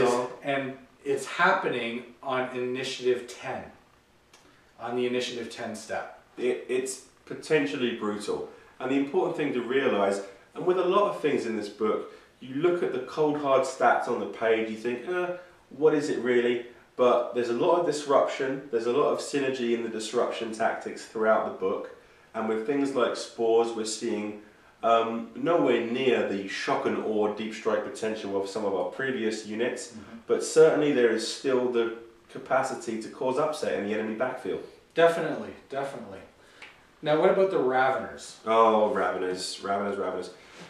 I think the Raveners are probably going to stay on the shelf. They seem to just be a delivery system for the Red Terror character, which is still a reasonably effective character killer. I think still a little too expensive though for. Yeah, he is definitely too expensive. Bizarrely, the Raveners no longer have access to adrenal glands or toxin sacs. Spine Fists, I guess, is still the best option for them because they have enough attacks to make those to have a lot of shots. But really, I can't see anything for the Raveners or Red Terror in the near future. Interestingly, though, there's been a lot of talk about potential data slates coming out and helping certain elements of the Tyranid army. Yeah. Probably wishful thinking, but we'll see. But I wouldn't be. No, but the Raveners look so basic, look so bland. Same with the Gene Stealers. I wouldn't be surprised if those are 2 units that, if there is a data slate, get some kind of increase. That would be nice if they did, because I know I have a lot of Gene Stealers and I would love to pull them out if they became viable again. And I like the Ravener models. I've always wanted to run a Trigon with a bunch of little Raveners going alongside it. It's got that kind of snake Tyranid feel. It would look really cool on the table, but we'll just have to wait and see. Yeah, maybe we'll get a Ravagon. Somehow I don't think that's on Games Workshop's list of priorities. We'll have to wait and see. However, there is a unit here which is still awesome, and that is the Gargoyles. Gargoyles have their Blinding Venom attack, yes, which has changed slightly. It has changed. It used to be on a roll of 6. Auto-wound? You auto-wounded, so you didn't have to roll to wound. Now, what you can do is you can sacrifice your attacks. They have 1 attack anyway. They have 1 attack anyway, except on the charge they have 2. So situationally, you might not do this when you charge in. It might be the turn after. It might be the turn after, but you can choose to use their Blinding Venom, which is poison 6. But of course, they're strength 3, so it's poison on whatever. But if you roll a 6, then they get the blind effect. Now, bear in mind that this isn't the blind effect like for the entire unit. This is a blind effect caused per model that gets that 6. So if you have a unit of 20 Gargoyles, They charge in, they all go for blinding venom, and you manage to get five or six hits. Obviously, mathematically, you probably won't. Let's just say that you do. Those are 5 or 6 separate initiative blind checks that unit has to take. And any one of them that fails reduces the entire unit's weapon skill and ballistic skill to 1. Yeah, so basically gargoyles are going to be really excellent at locking down those dangerous enemy Death Star units and nerfing their ability to fight back, pinning them in place for the arrival of your monsters. Definitely. Also, people used to laugh when Tyranid players would deep strike gargoyles because they'd land, then get shot, and that still might happen. But you know, we don't have a hell of a lot of deep strike anymore, so let's not rule it out. You can drop in with a nice big unit of gargoyles. Obviously you have to place them in a cluster, but then you can run 2d6 and spread out. So they're relatively cheap. Who's to say if you're not ready to run out and buy a Harpy or a Hive Crone, you can't take a bunch of gargoyles and start deep striking them and causing some target priority issues in the enemy backfield.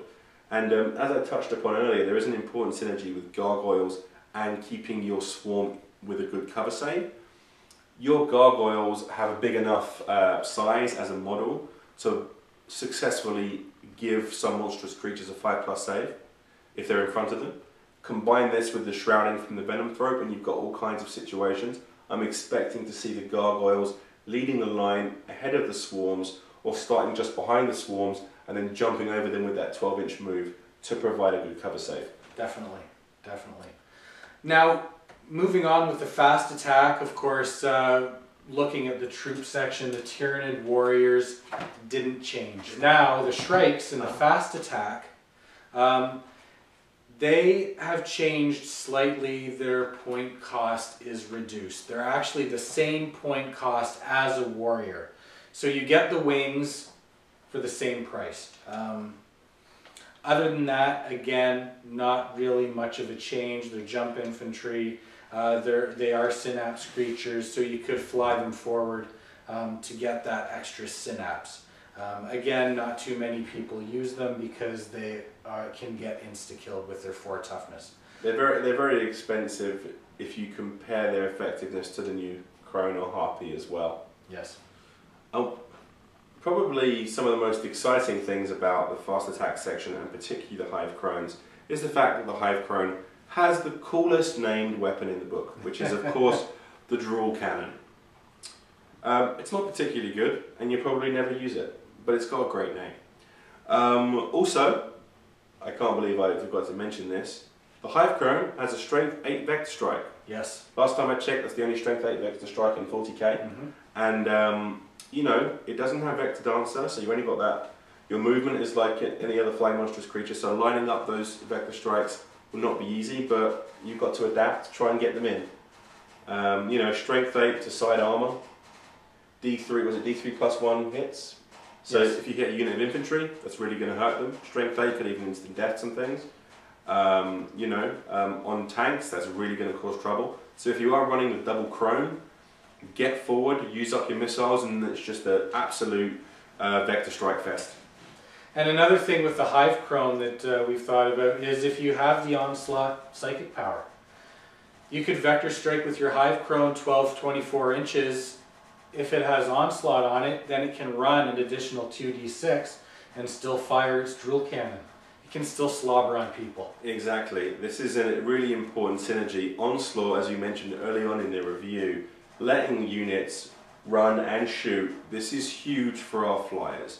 If you think about their threat range, you know, no matter what direction they're coming from on the board, what deployment you're playing with, if you can get that onslaught on there, get that extra distance and still fire, it's going to be a winning combination. Definitely, definitely. Last thing in the fast attack, we talked about the Ripper Swarms in the troop section. Well, they also have the Sky Slasher Swarms still, which are the little flying Ripper Swarms. Now their point cost again went up a little bit, but if you don't want to deep strike the Ripper Swarms, if you're wanting to do an all flying army, there they are. There they are. But again, I wouldn't use up that fast attack slot if I have Gargoyles, Harpies, and Hive Crones. Exactly. In a fluff list, casual play, maybe do it just for fun. Yeah, if you have the models, knock yourself out. But I think the clear winner in this section is the brand new flyers who are coming in, and I still think the gargoyles holding their own as well. The gargoyles have always been great.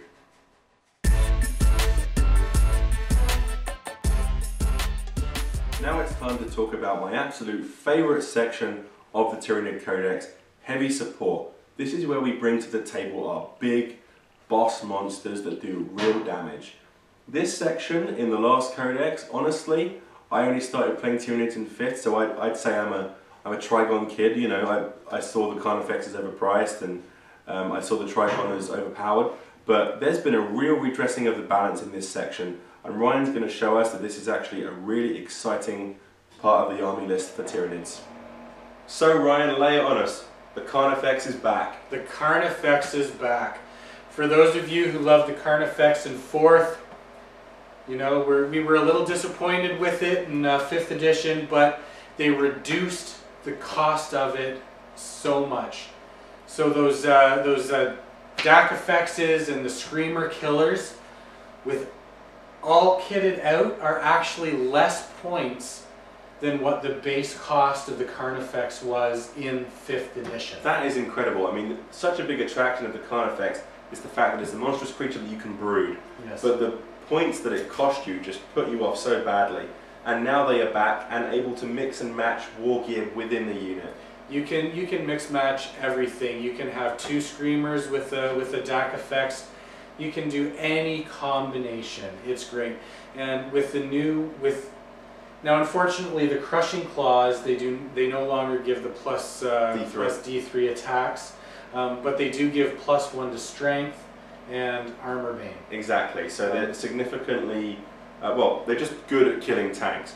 So some people might be, well, personally, I'm thinking of running. If you want to go cheap, you run like 2 Screaming Killers, just with all the Siding Talons, and then 1 with Crushing Claws, and keep the Crusher at the back until you get to those big tanks, and then jump in there. Or you could run a couple of DAC effects with a Crushing Claw as well. Yes. So I love the fact that you can actually change the different options in the unit now. There's so many possibilities. So I would, and with the new the 2 Carnifex box that you can buy, I think in this Codex, in the next coming months, we will definitely see a lot of our old favorite Carnifex builds back in play. I'm already hearing people threaten to run 3 broods of 3 Carnifexes. No, you can't spawn them anymore, but who cares? You can put loads of Carnifexes on the table again. You have 9 Carnifexes running up the board with 2 Flyrants. And 2 Hive Crones, perhaps. And 2 Hive Crones. That is just absolutely ridiculous. And then you're outflanking a couple of units of Termagants with Devourers.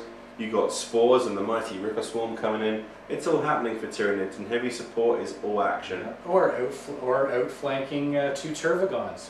Why not? Carnifex is up the middle, Tervagons in the flanks. Yeah, it's pretty exciting. Unbelievable. And the thing with the Carnifexes as well, with the Siding Talons, yes, their attacks were reduced. They have base attack of 3. But with Siding Talons, if you take 2 sets, or Siding Talons and Crushing Claws, that gives you +1. And so you're up to 4. Tails. Yes, Tails. If you take a tail, that gives you +1 to attack. There's a small table of tail biomorphs that have various kinds of attacks, but what it basically amounts to is you can give your Carnifex as a bonus attack with something special like Rending or Poison. So when your Fexes hit home, not only do they have the new improved D3 Hammer of Wrath attacks, oh yes, they also have more attacks and a bonus attack, and you can mix and match what war gear they have. Definitely. With the Carnifex brood with 3 of them, if you manage to get them up the table and assault with them, that's 18, well, if they have Crushing Claws, that's 18 strength 10 attacks, or if they don't, 18 strength 9 attacks, and then 3 to 9 Hammer of Wrath, strength 9 hits. Yeah, 3d3 strength 9 Hammer of Wrath. You're going to cause some trouble with that. That's going to be awesome. That's going to be huge. Now there's There's some options that you can take that we'll get into in our little banter after we've gone through all of the Codex. Carnifex is definitely back. They're definitely back. They're going to be so much fun to put back on the table. Next up, we have the Biovore Brood. Now, again, if you want to hear about how amazing the spore mine clusters have gotten, check out our troop section, our fast section, fast attack, yes. Because they're in fast attack, and we discussed them in depth there. But the Biovore broods, you know, taking 3 of those for minimal point cost can really do some damage in the backfield with their range, with their spore mines. In the previous Codex, I considered the only 2 really viable heavy support choices to be Trigons and Biovores, and they've actually had their survivability improved slightly as the Biovore now has an extra wound. Also, when you fire and miss, you generate the D3 spores. The D3 spores. But it's important to note that you only generate D3 spores for the unit, rather than D3 spores for each Biovore that fired. Yeah. So some people are saying, well, take 3 Biovores separately, and then you'll get 3 D3 spores if you miss. Obviously, that's a pretty big commitment with the, you know, very attractive Carnifexes in the heavy support section as well. But it is possible to do a true spore spam army with the Biovore backing you up. Oh yes, yes. Next we have what were the kings in 5th edition and your favorite, the Trigon. Now, of course, again, they were nerfed with the Scything Talons. Or so it appeared. Or so it appeared. You are correct. So they have 5 attacks, dual Scything Talons, puts them to 6 attacks. They do have the ability to have a tail attack, 7 attacks. They charge.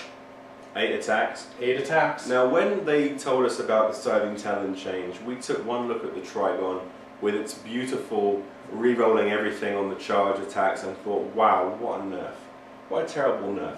But let's take a look at the effect of Smash on this Trigon with its new profile. Previously, when the Trigon smashed, it would take its 6 attacks and cut them in half, giving you 3. Then you get 1 more attack for charging.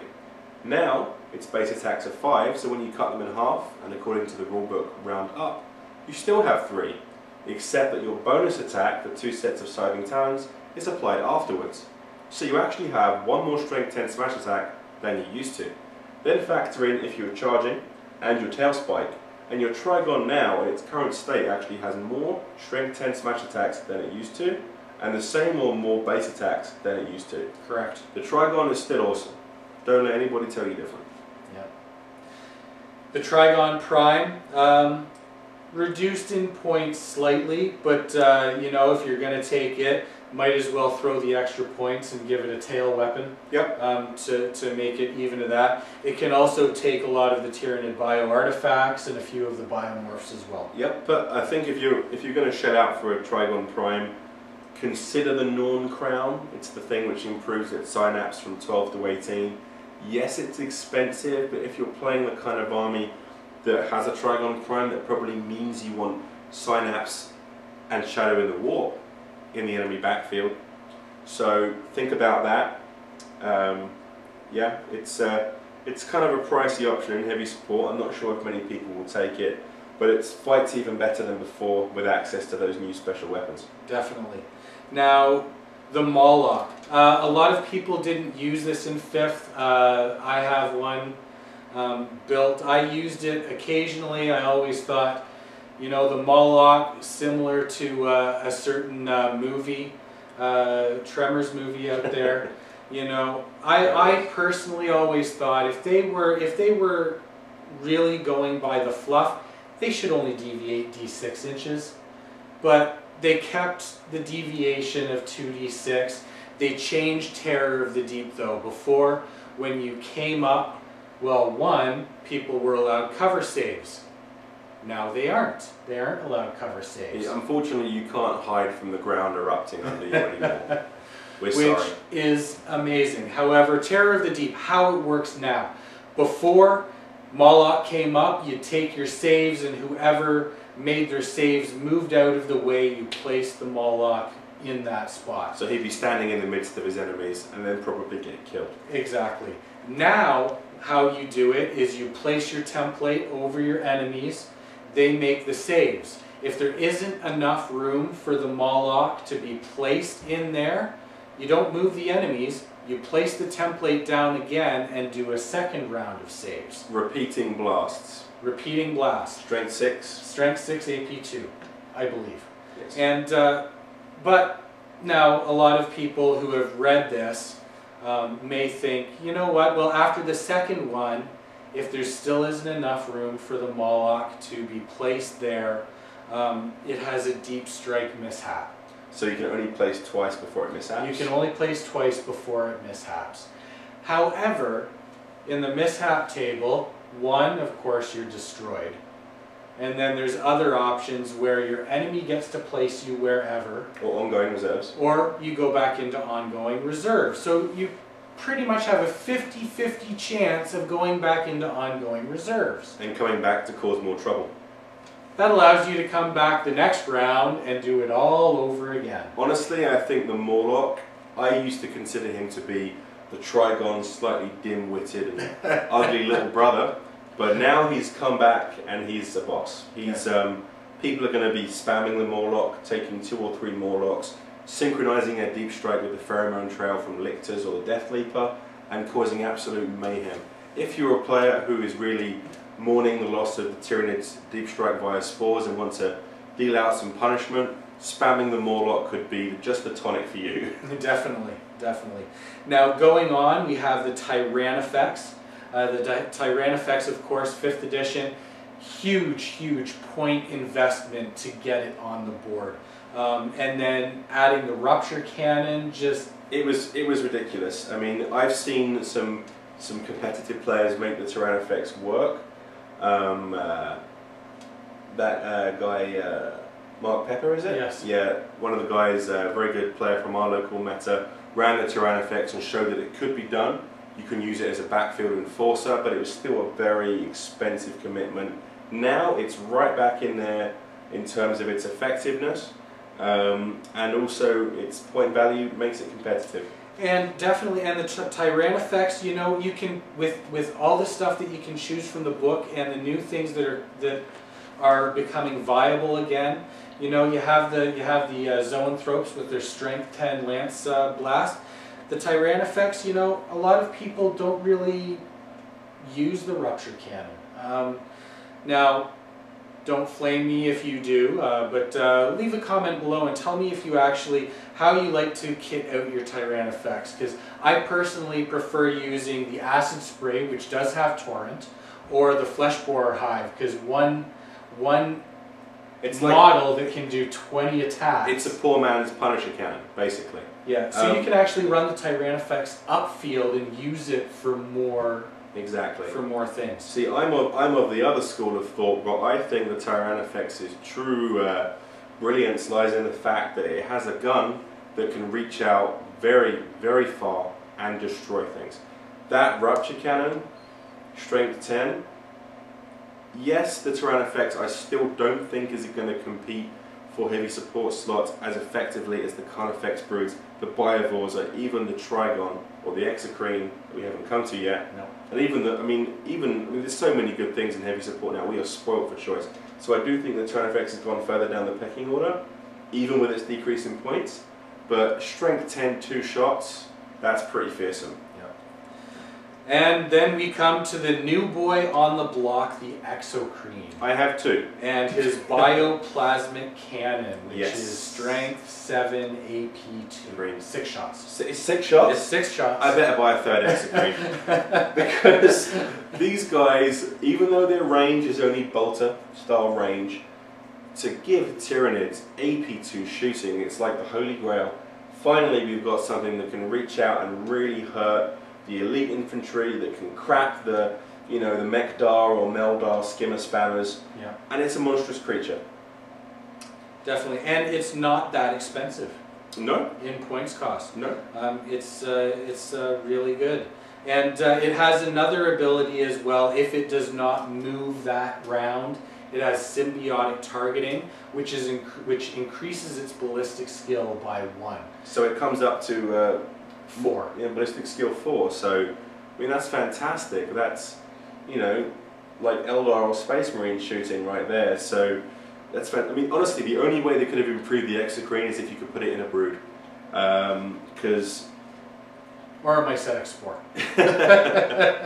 We won't see that until the Mycetic Spore data slate. Yeah.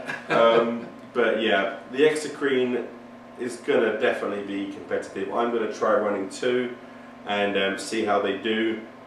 I'd say Exocrines and Carnifexes will be a really common choice in heavy support, or you'll see people going all out with the Morlocks. I think what has happened is there's been a slight shift in how this book works, and in 5th edition it was the elite slot that we were fighting for what to put in. Yeah. Scratching our heads. Do we put Hiveguard? Do we put Zoanthrope? Do we put Doom? Do we Umgarls. put Umgarls?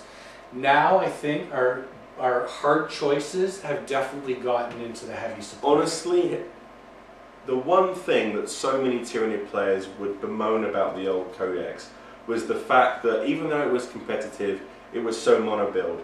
There were so many must-take, obvious, point-blank choices. I think what we're really seeing, even if you're going to argue that the general overall tournament competitiveness of Tyranids, certainly until we figured out all the secrets of this Codex, has diminished, we are at least seeing one thing delivered with this book, which is variety. The choices you make with heavy support will completely change your army. You can take things which are all combative, you can take things which are fantastic at shooting, you can take a mix of both. Heavy support is a really winning section in this book. I agree 100%. But through all of the troops, the headquarters, the fast attack, everything that we've talked about today, leave your comments below and tell us what you think. Who are your favorite characters? Who are you gonna put out? What's your heavy support combo now? What's your heavy support combo? Who are you gonna take in your elite section? Exactly. We want to know all of it.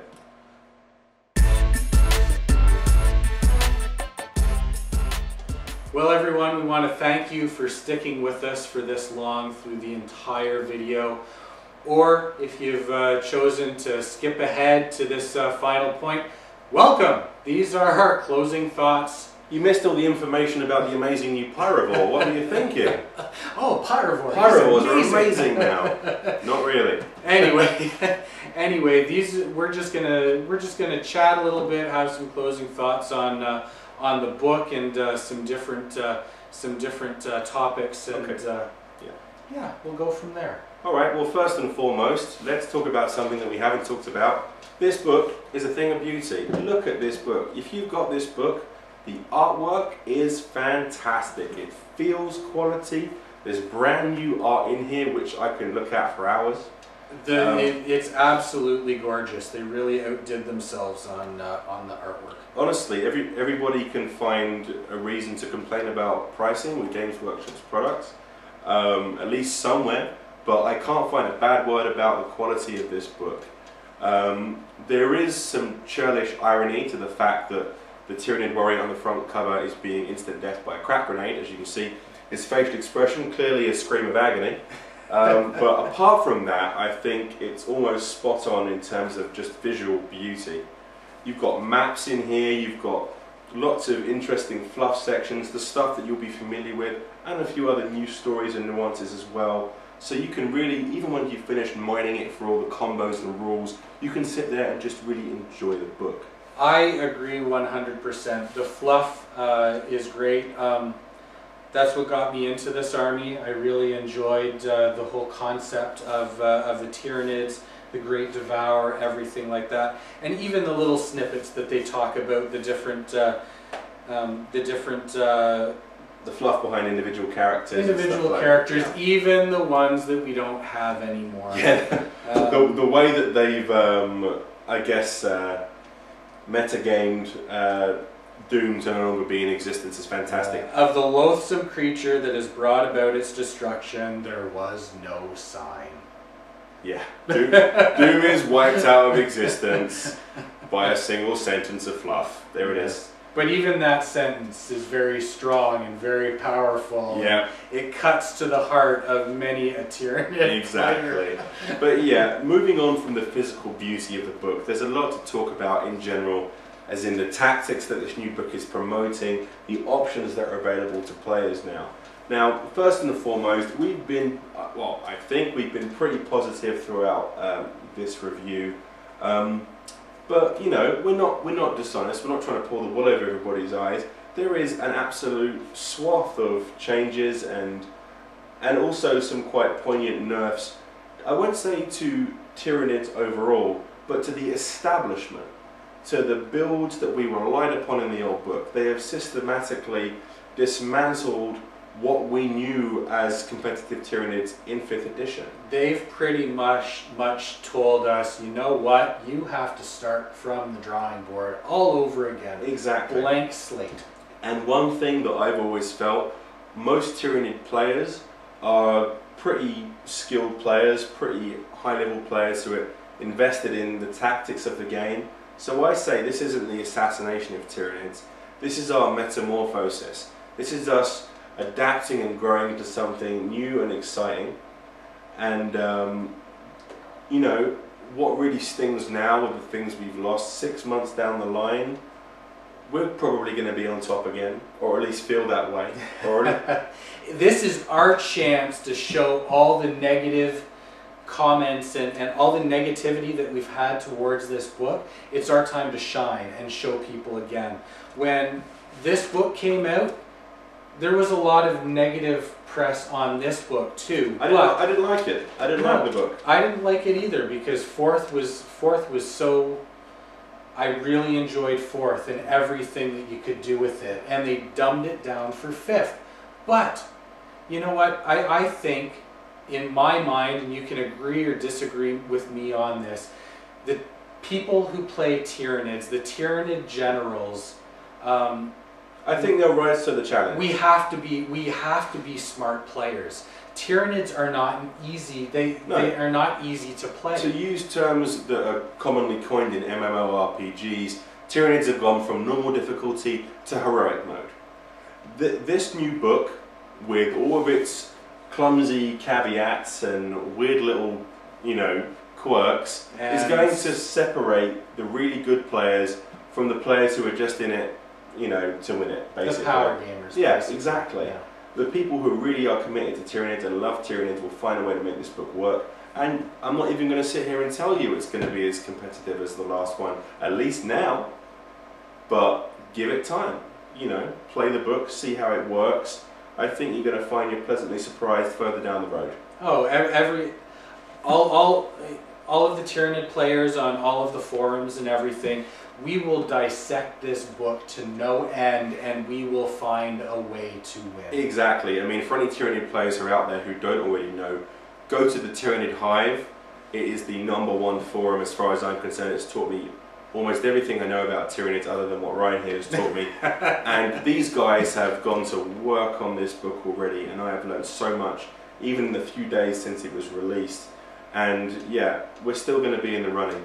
Now, honestly, I've got to be completely honest, the core of why I was hurt by elements of the nerfs in this book, the real truth of that was not just because we lost certain units or whatever.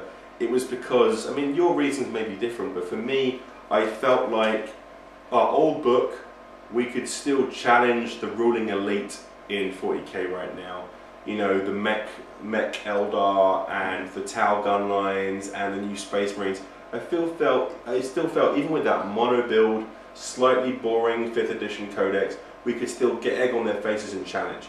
Now, at a glance, at first inspection, even on second, third inspection, even after analysis of this book, you can see that that is no longer the case right now, as we speak. But it's a learning curve. We've got to learn a new way to play, and we can't say what's going to happen with data slates or just what people are going to learn from playing the book. So I still think there's a lot for Tyranids to do. We've lost our ability to deep strike a lot of our units. However, we still have the ability to outflank. Yeah.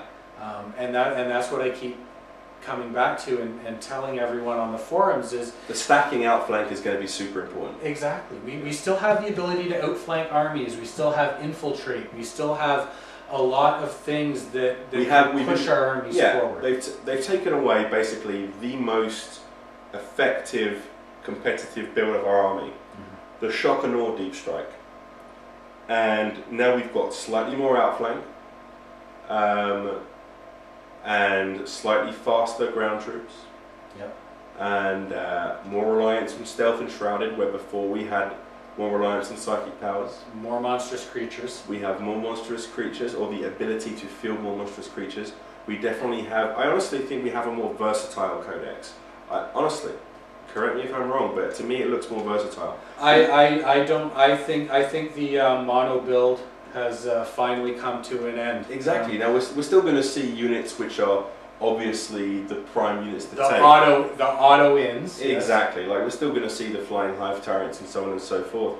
But there is that variety. Swarm armies, as far as I'm concerned, are now viable. Obviously, if you put 300 models on the table in a tournament, your opponent probably won't like you very much because your movement phase is going to last an hour. But swarm is viable, especially because you can outflank 2 giant swarms. Monster spam is now viable with the Harrow specs and elites. You can take more monsters than ever before. So that is there. They have given us, yes, our new flyers aren't a Vendetta or a Vulture with a Punisher cannon. Or a Helldrake. Or a Helldrake. But we have aerial dominance. They've given us the ability to put, in a single force org chart, you know, 5 flyers on the table. If you're playing a big game, and the game is pushing towards big games, if you're running double force org, oh, good lord, borrow all the flyers in your hometown and put them on the table. So we've got the monster spam builds, we've got the swarm army build, we've got some air dominance going on, and we can cocktail all of those to come up with a myriad of different solutions. Speaking of air dominance, like not getting into points cost or anything, but you can field two Daka Flyrants, 2 Hive Crones, and a Harpy, and still have room for your 30 Termagant troop choice, a Tervagon, and another heavy choice. Yeah, and Tervagons, you know, Tervagons will probably be retired by a lot of people, or perhaps they will just take one now and play them very differently, but they're by no means out of the game, you know. It's just they are diminished. And speaking of diminishment, Deep Strike, I think Deep Strike is obviously diminished. Of course it is. But it's not dead. You know, it's become more of an annoyance thing rather than a we must just rely on our Deep Strike. With the Rippers and a few other little units that can Deep Strike, like, you know, the Morlocks, and their synergy with the Lictors, which are probably going to be resurgent now. Deep Strike is not our go-to easy mode choice. No. We have to do things the hard way, we have to think, we have to be tactical, and we've got to try and play better 40k. What I think this book is going to go back to, and a lot of the older players will remember this, it's the old hammer and anvil technique. But now we have flyers. That's the thing. Like in the old codexes, we didn't have the flyers to rely on. But now, you know, flyers up, try and reduce as much of our enemies as we can. Get those little Griblies in to tie up the armies until our monstrous creatures can get there and wreck face. Exactly, and we've got some sneaky little synergies with pinning. I personally would probably be putting little pinning weapons everywhere I can, spread through my line. You know, get some strangle webs in there with the outflanking termagants. Remember that the Bivor's Blast, being barrage, also pins. Yeah. You know, there's basically one of the biggest names of the game with Tyranids previously was damage mitigation on your way in, through psychic powers, through feel no pain. Now that protective barrier has got to come from more places. It's got to be a more sophisticated approach to Tyranid tactics to still get the results. Definitely. Well, that's been fun. That has been fun, and we hope you enjoyed it. That was our first Codex review on the Tyranids. I had a blast. Absolutely. I mean, at the point that we recorded this, neither of us have actually had a chance to play a full game with the new Tyranids. And a lot of this, obviously, we're still just finding our feet with this book and trying to figure things out. But honestly, we got over our initial terror. We shed our tears for the old book, and Now we're just ready to get our game on and play some 40k with Tyranids in 6th edition. Definitely, and the Dorklords, we're going to be putting out more battle reports with the new Tyranids, with other armies as well. If you haven't subscribed to us, please do so if you like this video or any of our videos, because it helps us out a lot. If you agree or disagree or just want to comment on the Codex itself, leave a comment below, because we would love to see that. Join our Facebook page if you haven't already. We're the Dorklords Game Club on Facebook. And as always, keep them dice rolling.